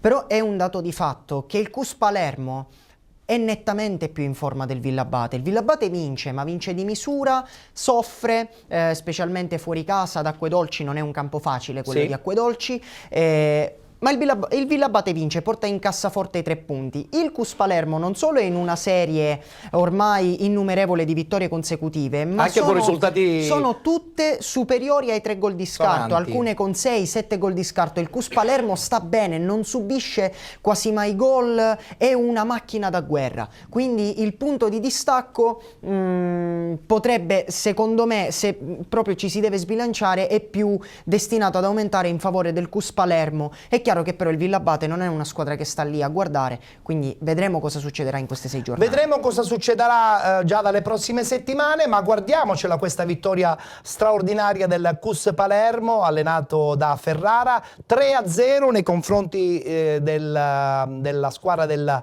Futura. Il servizio è di Alessandro Castellese. Del Cus Palermo che batte la Futura nel corso della 24esima giornata del girone B della promozione siciliana. La formazione di Ferrara dà continuità a un momento eccezionale, condito da 25 gol realizzati nelle ultime 6 partite, nessuno subito, la media di 4 reti ad incontro. Andiamo con la sintesi della Cus Palermo TV. Rizzo all'8º deve rinviare il gol per il Cus, sfiora la rete, così come Di Franco che fa urlare al gol tutti con questa splendida punizione. Zingales al minuto 19 ci prova da 30 metri con questo palo veramente incredibile, sarà l'occasione più nitida per la propria squadra. E poi in 2 minuti tra il 30esimo e il 32esimo 33esimo, Mercanti si vede annullate 2 reti, questa la prima, la seconda su splendido colpo di testa di Alletto in tuffo Mercanti, ma è la posizione irregolare. Arena, oggi veramente una delizia vederlo sciorinare in campo, un gioco eccezionale, e poi Mercanti che la mette al centro, Caserta il migliore, come dicevamo, insieme a Zingales, dei suoi blocca. E poi c'è questo episodio al 42esimo, Mercanti viene fermato e poi subito dopo Arena in area di rigore, il direttore di gara non ha dubbi, decretando il penalty che lo stesso numero 7 in maglia giallo-rossonera va a battere, la deve angolare davvero tanto per riuscire a superare Caserta, palo interno, il gol di Caronia che trascina i suoi suon di giocate insieme a Mercanti, ad Arena, ad Arnone, a Rizzo, veramente dovremmo dire tutta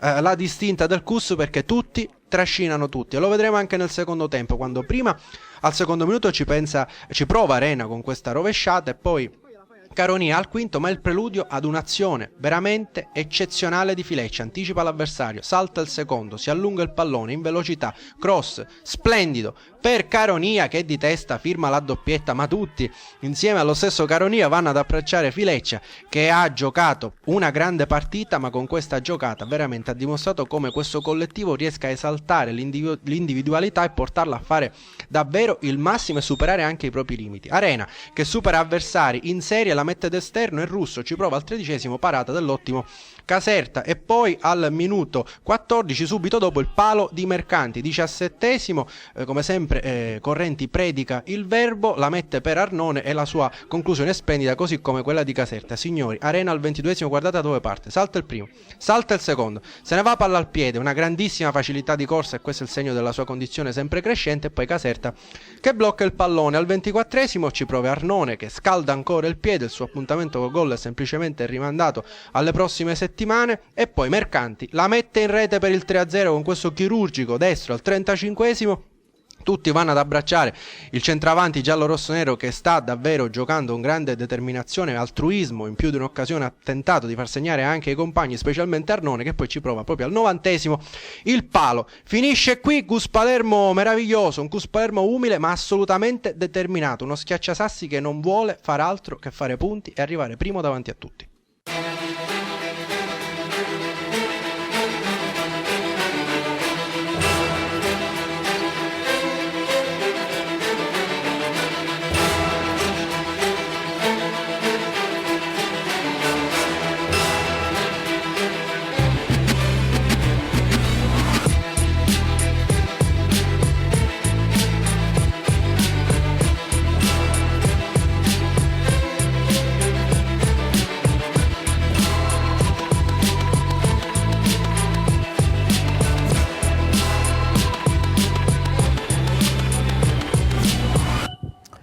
Da non perdere dunque l'appuntamento del 5 giugno con il Penalty Awards, ma insomma avremo modo di parlarne nei dettagli già dalle prossime settimane. Il premio più ambito nel calcio dilettantistico siciliano, che quest'anno è giunto alla sua 4ª edizione.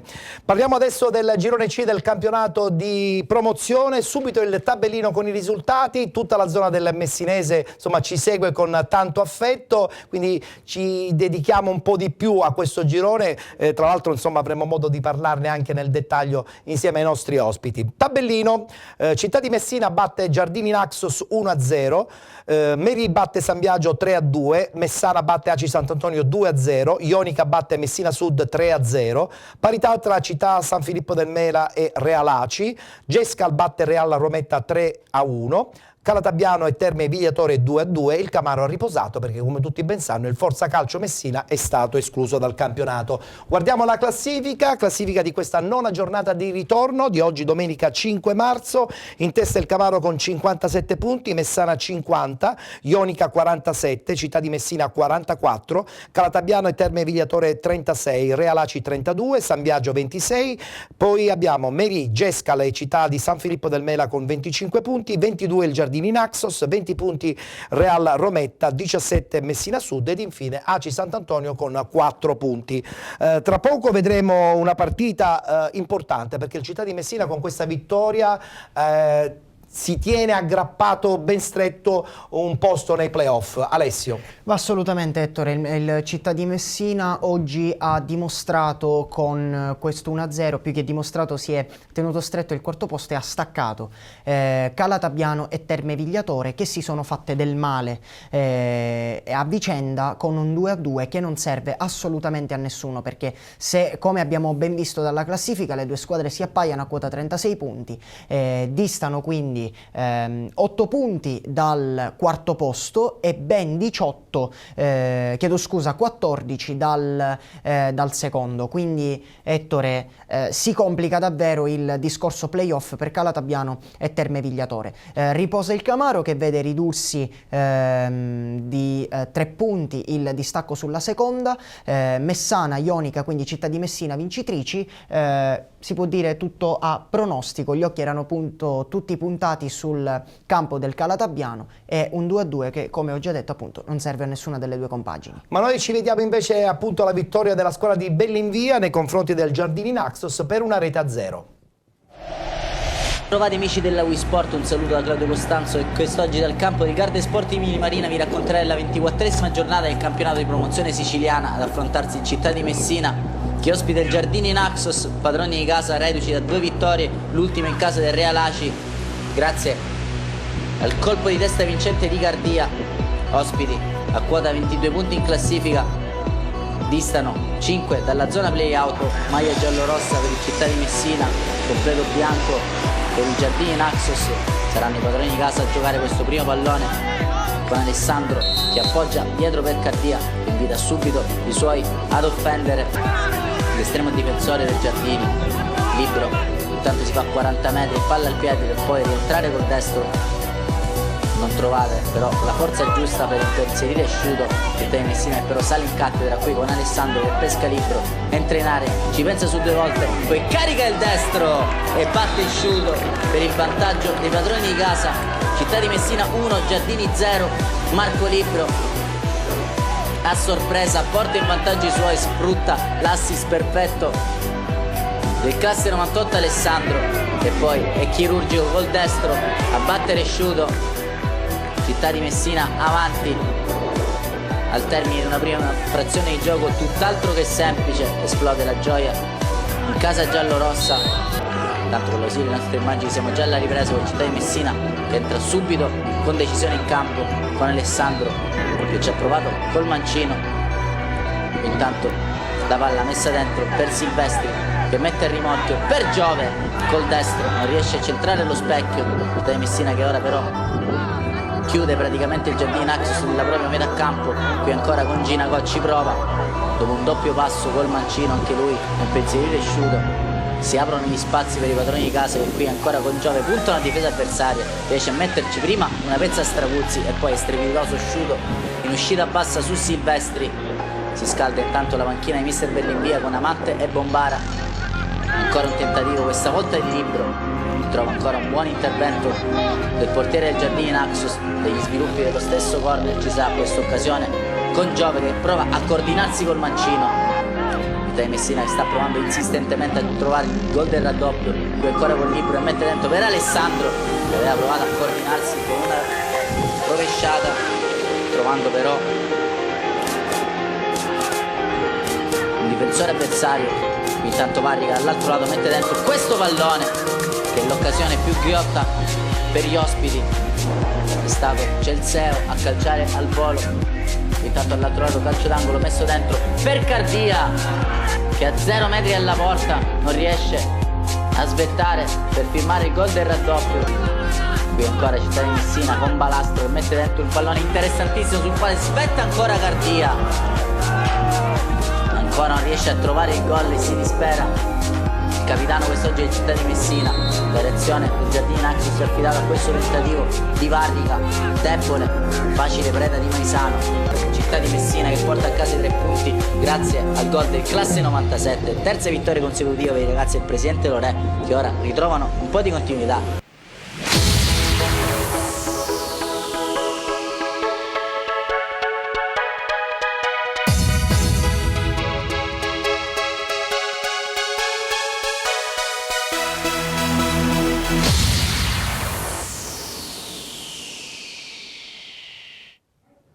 terza vittoria di seguito per la squadra di Bellinvia. Mister D'Antoni, sottolineiamo una cosa importante, che Bellinvia è un allenatore che ha vinto campionati anche di una certa caratura. Ritrovarsi a fare un campionato come questo di promozione vuol dire un po' ridimensionarsi, però avere l'intelligenza di calarsi in una realtà che è sempre molto impegnativa e anche rischiosa. Bisogna avere sì un'intelligenza molto elastica. Bisogna comprendere i ritmi, la categoria, insomma, ha diversi... Non tutti gli allenatori credo abbiano questa capacità di calarsi. Non tutti gli allenatori, non tutti i giocatori hanno questa capacità di calarsi in campionati inferiori e spesso soffrono, si sente dire spesso, insomma, ma come? Ha militato in campionati molto più e qua non rende... Invece Santino addirittura prendendo la squadra a dicembre ha cambiato un po' le sorti di questa società. Vabbè, ma è una persona molto... Assolutamente. molto Presidente, con lei problemi non ce ne sono, l'allenatore è saldo questa stagione già dall'inizio dell'anno, però è anche vero che in promozione poi ci si scontra con altre realtà, altre mentalità, altre situazioni che insomma possono creare dei problemi durante il corso della stagione. Io vorrei riallacciarmi a quanto testé detto circa l'allenatore che si declassa in una categoria inferiore, perché mister Zarbano non ha mai allenato in questa categoria, è il nostro vanto, è il nostro fiore all'occhiello, è un maestro. Cioè della serie quando c'è il progetto tutto ben venga. Un maestro di vita, è un grande conoscitore di calcio e di uomini, e quindi per noi è un lusso averlo nella nostra società, noi che ci teniamo tantissimo anche all'aspetto della comunicazione, all'immagine societaria, quindi avvalerci della competenza di mister Zarbano per noi è un grosso assolutamente importante. Diceva bene mister D'Antoni, no? Cioè calarsi in questa categoria, insomma anche lei mister ha fatto un percorso anche di mentalizzazione del progetto.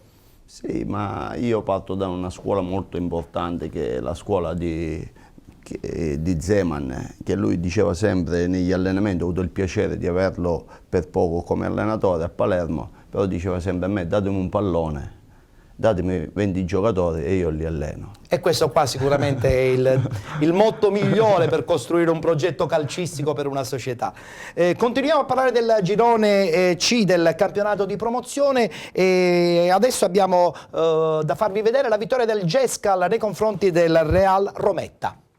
E ben trovati amici sportivi con le telecamere della Wii Sport che si trovano al Marullo di Visconte per seguire la 24esima giornata del campionato di promozione siciliana Girone C. La SD Gescal ospita la SD Real Rometta nel match di giornata. I padroni di casa che vengono dalla sconfitta patita nell'ultimo turno contro la capolista Camaro per 3-0, vogliosi di rifarsi quest'oggi davanti ai propri tifosi, affrontano un Real Rometta che viene dalla sconfitta rimediata nell'ultimo turno contro il Calatabbiano. 20 punti in classifica per i ragazzi di mister Errante, frutto delle 5 vittorie, 5 pareggi e 12 sconfitte rimediate nei turni precedenti. I ragazzi del presidente Panarello invece si trovano a 22 punti in classifica, frutto delle 6 vittorie, dei 4 pareggi e delle 11 sconfitte. Il direttore di gara dà il via alle ostilità e sarà proprio il Real Rometta a battere questo primo pallone di gioco. Attaccheranno da sinistra verso destra in questo primo tempo, risponderà il Gescal da destra verso sinistra. Passano soltanto 5 minuti quando il Gescal conquista un calcio di rigore con l'arbitro lì a due passi che vede un netto tocco di mano da parte di un difensore del Real Rometta,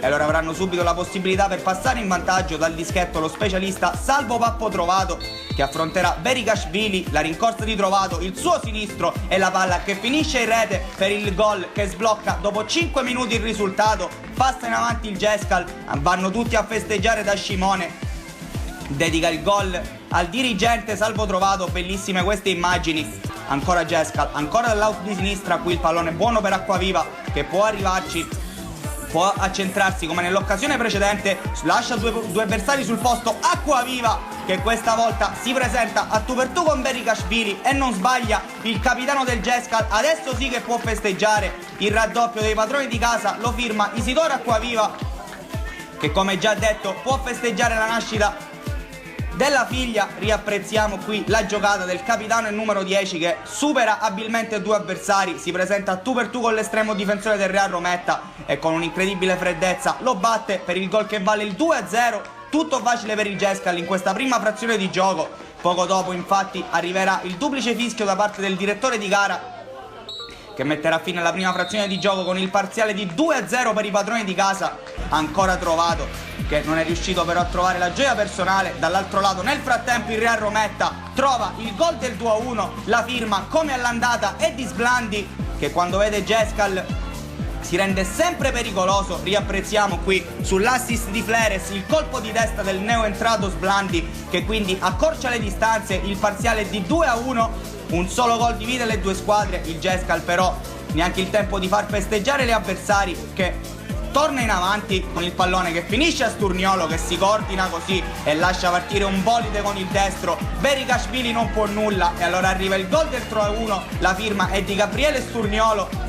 Minuti anche per il giovane Rizzo, che prenderà il posto di Sturniolo per questi ultimi spiccioli di gara. Poco dopo, infatti, su questo pallone allontanato da parte della retroguardia del Gescal, il direttore di gara controlla il cronometro e dice che può bastare così. Torna alla vittoria la SD Gescal, tornano alla vittoria i ragazzi di Mister Giordano, che si impongono con un netto 3-1 sul Real Rometta, salendo a quota 25 punti in classifica al 9° posto. E allora dalle nostre telecamere per questa settimana è tutto, alla prossima!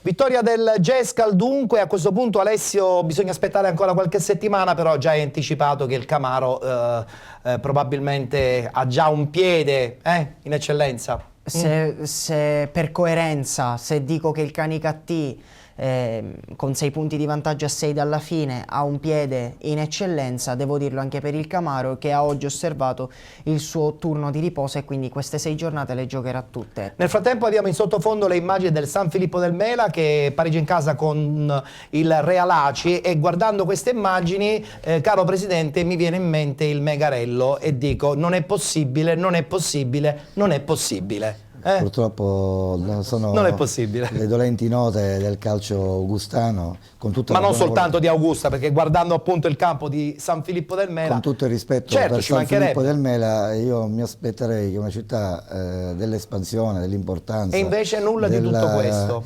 della capacità di Augusta, con 40.000 abitanti, possa esprimere qualcosa di meglio. È vero. Che il Megrello, nulla togliendo all'amico Tony Costa, che assolutamente, che ha messo a disposizione, volendo una struttura senza privata, il quale non potremmo neanche fare calcio. È vero. Questo problema, Alessandro, però non c'è a Ragusa, perché a Ragusa ci sono delle realtà anche in sintetico interessanti. Molto interessanti. E sì, questo aiuta tantissimo. Aiuta sia il mondo giovanile che le prime squadre, sicuramente. È vero, è vero. Sì. Guarda, ti ho fatto il gancio, perché adesso parliamo del girone D, dove c'è il Città di Ragusa che sta primeggiando alla grande. Guardiamo subito i risultati di questa 9ª giornata di ritorno. Risultati che si sono conclusi così: Atletico Catania batte Calcio Vittoria 2-0, Aquile Calatine battono Città di Catania 3-0, Rinascita Nettina Città di Mascolucia 1-1, D'Agata Marina di Ragusa 2-2, Sporting Eubea batte Real Città di Paternò 1-0, Megara Augusta batte Real Siracusa Belvedere 1-0, Città di Ragusa batte Sporting Trecastagni 2-1 ed infine Santa Croce vincente 3-0 a tavolino contro Ladrano. Alessio, Real Città di Paternò che ha qualche problema. Ultimamente, Ettore, come si può ben vedere dai risultati delle ultime settimane, il Real Città di Paternò ha un po' mollato la presa. Forse un qualche calo anche fisiologico da un punto di vista fisico per i paternesi in questa fase della stagione. Fatto sta che il Real Città di Paternò è già da 3 partite che non vince, e questo gap si sente perché sono 3 i punti di distacco dal Città di Ragusa, che ancora deve recuperare la partita con l'Atletico Catania, che va ripetuta per il famoso errore tecnico, e comunque vada questa partita il Real Città di Paternò si vedrà nella migliore delle ipotesi agganciato dall'Atletico Catania se questa partita dovesse finire in parità, altrimenti rischia la fuga totale del Città di Ragusa o il sorpasso da parte dell'Atletico Catania. È chiaro che il Real Città di Paternò è chiamato quanto prima a riprendersi, ma in promozione, Ettore, non tutte le squadre ti stendono un tappeto rosso e ti fanno vincere le partite. Alessandro, Pietro, è l'anno del Città di Ragusa? A questo punto la Vaccara credo abbia fatto un bel progetto insieme a tutta la dirigenza, la famiglia Vitale, con la voglia matta di far ritornare probabilmente Ragusa in categorie un po' meglio della promozione, senza nulla togliere chiaramente alle squadre che vi partecipano. No, assolutamente. L'anno buono non lo so, di sicuro ci si sta provando a tornare ai livelli di competenza, diciamo, di una città come Ragusa, che ha trascorsi sicuramente un pochettino più in alto.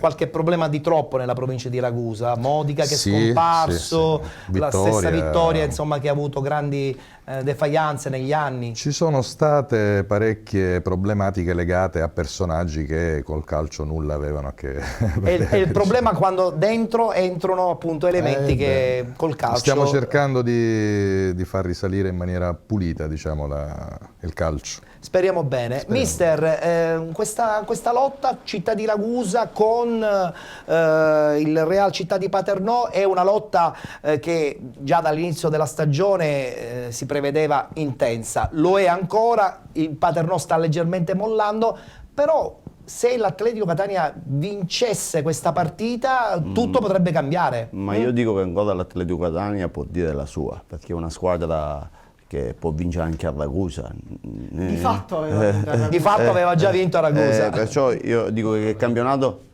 Avevano pareggiato in quel caso, però insomma... Era sì, come nel senso il gol era quello che io era. dico sempre che il campionato a 1 o 2 punti non si deve essere mai sicuri, anche perché basta uno scivolone può compromettere un po' tutto. Assolutamente, assolutamente. Allora, parliamo di prima categoria perché insomma avremo gli ospiti che ce ne daranno un quadro completo, poi parleremo anche di questa scuola calcio per portieri. Tu facevi il portiere quando giocavi a pallone? No, il mio idolo è un portiere, ma io non ero portiere. Ah, ecco perché ti chiami Alessio Iker Patti. No, Iker. Iker. Del buon Iker Casillas, che ha accompagnato la mia infanzia con le sue straordinarie parate. Ho capito, va bene. Allora, andiamo subito con i risultati di questa settima giornata di ritorno. Parliamo del girone A del campionato di prima categoria.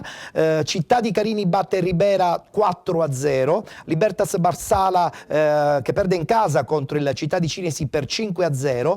Don Bosco Partinico batte Città di Giuliana 4-1. Fulgatore batte Empedoclina 4-1. Altofonte batte lo Strasatti per 7-0. Nuova Sportiva del Golfo batte Balestrate 4-2 ed infine Sciacca batte Real Unione 2-0. Nel frattempo possiamo già far vedere la classifica e ne parliamo insieme anche ad Alessio, dove in testa abbiamo la Nuova Sportiva del Golfo con 55 e l'Altofonte con 51. Può anche rimanere la schermata della classifica. Sì, Ettore, non cambia nulla nelle prime 4 posizioni, vincono tutte le prime 4 in classifica. Nuova Sportiva del Golfo che viaggia a vele spiegate verso il mantenimento di questa prima posizione, 4 punti chiedo scusa, da mantenere in queste 6 giornate rimanenti, 4-2 nel campo del Balestrate, che non è di certo un campo difficile sul quale vincere. Altofonte che dal canto suo ne fa 7 allo Strasatti e dimostra di essere in grandissima forma. Parliamo adesso del girone D, dove Paternese e Atletico Fiumefreddo si dividono la zona altissima della classifica. I risultati sono i seguenti: la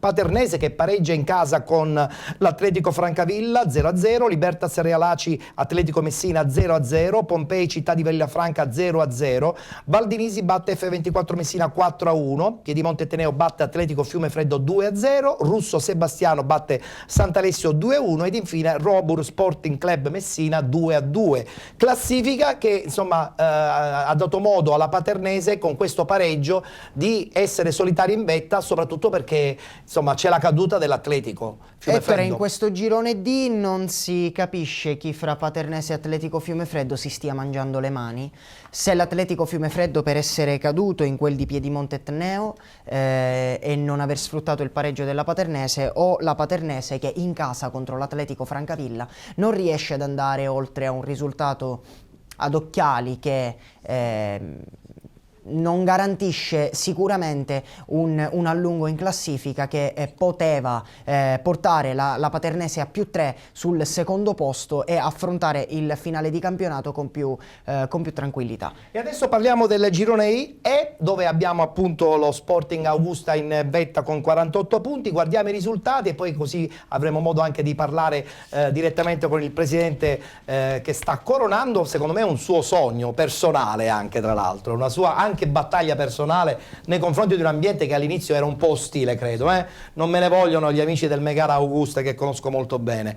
Risultati di questa settima giornata: Aci Bonaccorsi batte Aci Catena 2-1, Aci San Filippo batte San Leone 1-0, Erg batte Real Picanello 3-2, Militello Val di Catania batte Mario Rapisardi 3-1, Floridia batte Scordia 4-2, Sporting Augusta vincente a Priolo per 4-1 ed infine Lineri Bisterbianco batte tutta San Gregorio di Catania 2-0.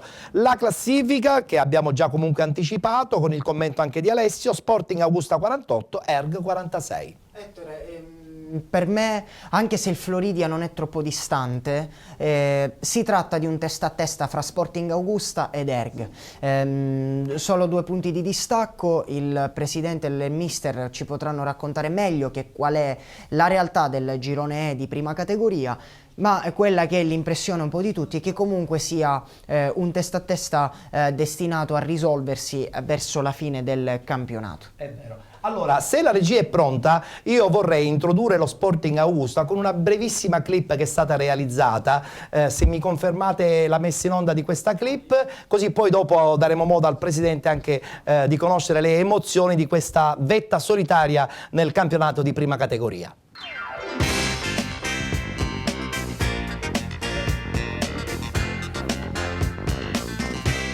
Ora ritorni indietro.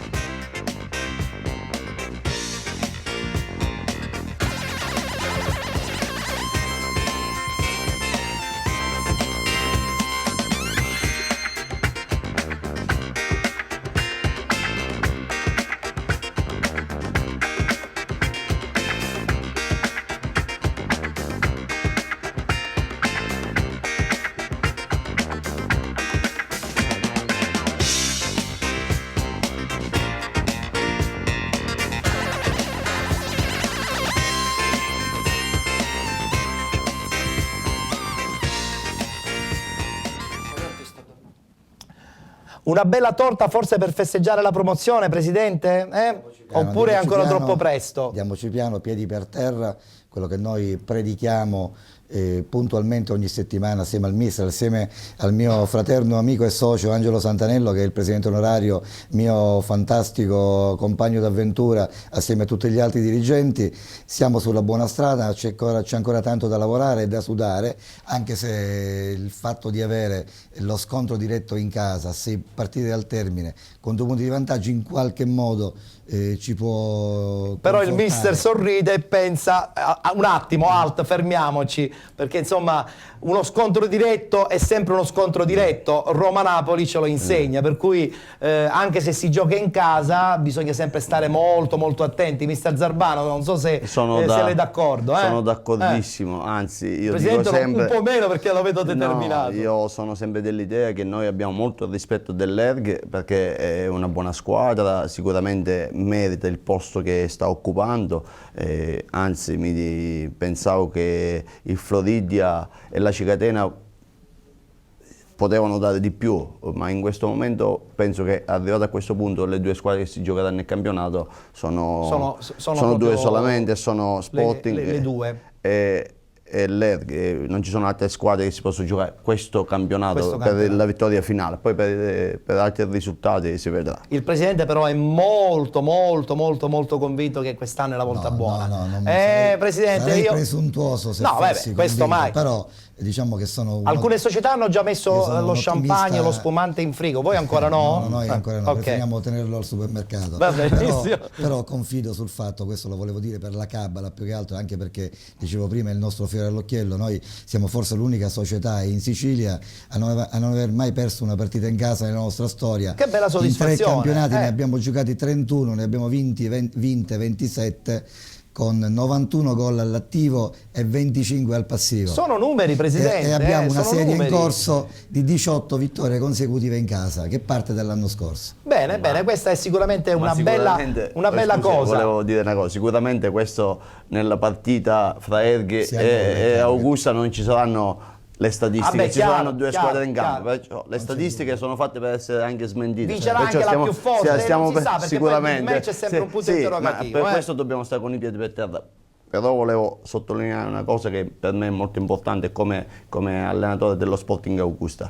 Il presidente ha parlato del suo collaboratore, ma noi abbiamo un mentore dentro la società che noi gli abbiamo dedicato oggi la vittoria, che è il papà del presidente onorario Santanello, che stava male, i ragazzi hanno fatto questa grandissima prestazione, gliela vogliono dedicare. La dimostrazione che avete anche un bel gruppo. Buondino Santanello, il buondino. Assolutamente. Allora parliamo del girone G, perché poi in chiusura dobbiamo anche parlare di questa scuola calcio dei portieri. Presidente, però a settore giovanile come state messi? Adesso faccio un piccolo inciso in 30 secondi. Ci stiamo organizzando con tutte le difficoltà che può comportare l'assenza di un campo di calcio. Lo sappiamo, però metteteci la volontà, che questa è la cosa più importante. Allora, girone G, abbiamo subito i risultati di questa giornata di ritorno. Maletto batte Agira 4-1, Armerina batte Catelanovese 3-1, Città di Nicosia batte Branciforti 2-1, Ciclope Bronte fuori casa contro la Barrese per 3-0 vincente, 5-0 dell'Enna Randazzo, 5-2 del Mister Bianco nei confronti della Leonfortese, ed infine Motta Sant'Anastasia, anzi per essere più esatti,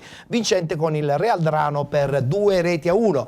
In testa, che succede? Mister Bianco ancora imbattibile con 49 punti e poi abbiamo l'Armerina con 43. Allora Alessio. Ettore, poco da commentare in questo girone perché non cambia nulla. Vincono tutte le prime 6 della classifica e il Mister Bianco è ancora la favorita per la vittoria finale, 6 punti di vantaggio in 6 partite. Insomma, secondo me poco può scalfire, quasi nulla può scalfire questo Mister Bianco, che sembra spedito verso il campionato di promozione. E noi siamo convinti che il Mister Bianco ha tutte le carte in regola probabilmente per vincerlo questo girone, però fino all'ultimo tutto è fattibile. Assolutamente, tutto è assolutamente. Allora, siamo in chiusura e prima di parlare della scuola calcio dei portieri guidata da Alessandro D'Antoni, abbiamo proprio una clip dedicata interamente a questa scuola che io ritengo fondamentale per quanto bisogna formare i ragazzi, perché i ragazzi bisogna formarli soprattutto non pensando necessariamente al ruolo, però poi dopo a un certo punto l'età ti porta a fare una scelta. Allora se ci sono le scuole, adesso me lo confermi tu che fai scuola calcio, è chiaro che bisogna fare in modo che queste scuole indirizzino poi anche il ruolo al ragazzino. Assolutamente, è chiaro Ettore che bisogna fare sempre i conti con la volubilità dei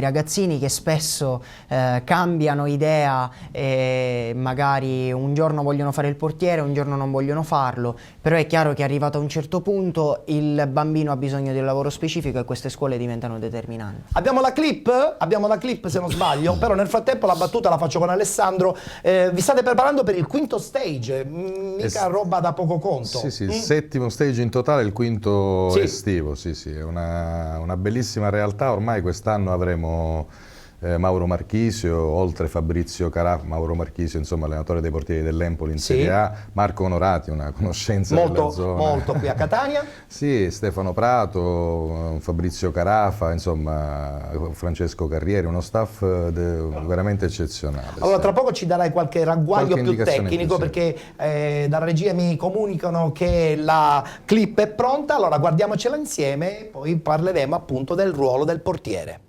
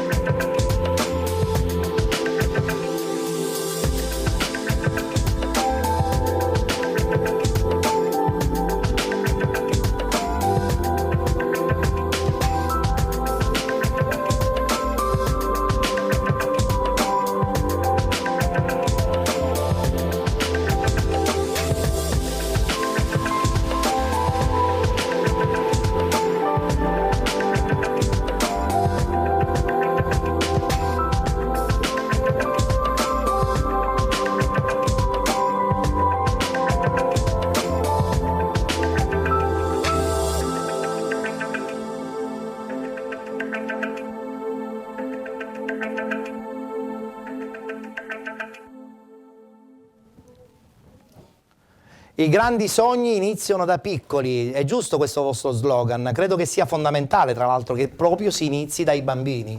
Ma noi riteniamo che sia la cosa più importante in assoluto per la formazione di persone, che poi alla fine i giocatori sono persone, che poi diventino giocatori o meno è una cosa differente. Noi siamo educatori, nello specifico siamo educatori del ruolo del portiere. Ma in generale diamo ovviamente tutto quello che serve a un ragazzino, cerchiamo di dare tutto. Ma il ragazzino quando viene nella vostra scuola calcio è già predisposto mentalmente a fare il portiere, oppure voi poi lo indirizzate, no? Perché l'età è quella che è piena di incertezze. Questa è un po' l'intuizione che abbiamo avuto io e Fabrizio Carafa, il mio socio, insomma, nel cominciare a gestire tutti coloro che già volevano fare i portieri, ma cominciare a incuriosire con gioco, in maniera ludica, ecco. Bravo. I ragazzini, i bambini molto piccoli che non capivano neanche, non avevano neanche idea di cosa si parlasse, quindi un po' nelle scuole calcio che curiamo noi, facciamo ogni anno a maggio, aprile-maggio, facciamo allenare un po' tutti i ragazzini nel ruolo del portiere, ovviamente. E poi là intuite quale potrebbe essere il ruolo più... Poi lì ci sono delle specificità ovviamente che devono venire fuori, che sono proprie del ruolo del portiere. Insomma. Perfetto. Allora, siamo in chiusura. Presidente, mi allaccio al discorso suo di Alessandro con il settore giovanile. State lavorando per questo? Sì, anche se purtroppo abbiamo detto che la vostra struttura non ha una struttura. Non ha una struttura dove vi potete allenare. Di farlo, e peraltro dobbiamo anche farlo per regolamento, e quindi a prescindere dall'aspetto federale è il nostro interesse allargare il nostro raggio d'azione e cominciare a far crescere anche giovani calciatori del futuro quindi nella nostra città, e quindi di poter anche attingere. E sappiamo quanto è grande il bacino di Augusta, perché insomma poi prende tutto il circondario che insomma considerevoli. Salutiamo anche mister Zarbano, augurandole chiaramente che cosa? Di vincerlo questo campionato, perché insomma grazie. La categoria diventa fondamentale la prossima stagione. Sicuramente, grazie. Siete anche in Coppa, lo sappiamo, quindi insomma avete tante carte a vostro Speriamo favore. Bene. Speriamo Dio bene. ce la mandi. Salutiamo dunque mister Zarbano, salutiamo il presidente dello buonasera. Sporting Augusta, Massimo Casertano, e salutiamo anche Alessandro D'Antoni con la sua bella iniziativa. Vogliamo ricordare ancora una volta velocissimamente la data dello stage? Dal 30 giugno al 4 luglio a Santa Croce Camerina. Perfetto, quindi insomma un villaggio turistico con vari divertimenti oltre. Come fanno per intracciarvi velocissimamente? Sulla pagina Facebook Crescere da Numeri 1. Perfetto, così possono anche prendere tutte le informazioni Sì. riguardo allo stage. Salutiamo anche il nostro Alessio, che rivedremo la settimana prossima come al solito per ricontinuare a parlare di promozione e anche di prima categoria, che appassionerà molti tifosi proprio nella parte finale della stagione. Ti saluto Ettore e rimando l'appuntamento alla prossima settimana. Benissimo, una battuta con Alessio la voglio fare però sul calcio a 5 che tu insomma segui in prima persona. Com'è il movimento in questa stagione? Perché non te l'ho chiesto fino adesso. Ettore, c'è grande fermento. Abbiamo una possibile siciliana in Final Four nazionale di Coppa Italia di Serie C1, la Final 8 di Serie B di Coppa Italia qui ad Augusta. Tra 2 settimane il calcio a 5 è in costante crescita, è difficile fermarlo in questo momento. Possiamo dirlo che grazie anche a Penalty insomma ha fatto un suo trend di crescita già dalla scorsa stagione. Ci possiamo prendere questo piccolo merito anche noi? Assolutamente sì. Grazie al nostro Alessio Patti, che rivedremo la prossima settimana. Noi ci congediamo da voi, è stato un piacere stare con voi anche questa settimana. Ci rivedremo fra 7 giorni precisi, come al solito alle 19 in diretta sul canale 78 del digitale terrestre di Gold 78. Siamo in replica anche subito dopo nella serata della domenica e anche nella serata di lunedì. Insomma, non avrete modo di staccarvi dal canale 78 per seguire lo sport siciliano appunto su Gold 78. Grazie ancora, buona serata e appuntamento alla prossima settimana.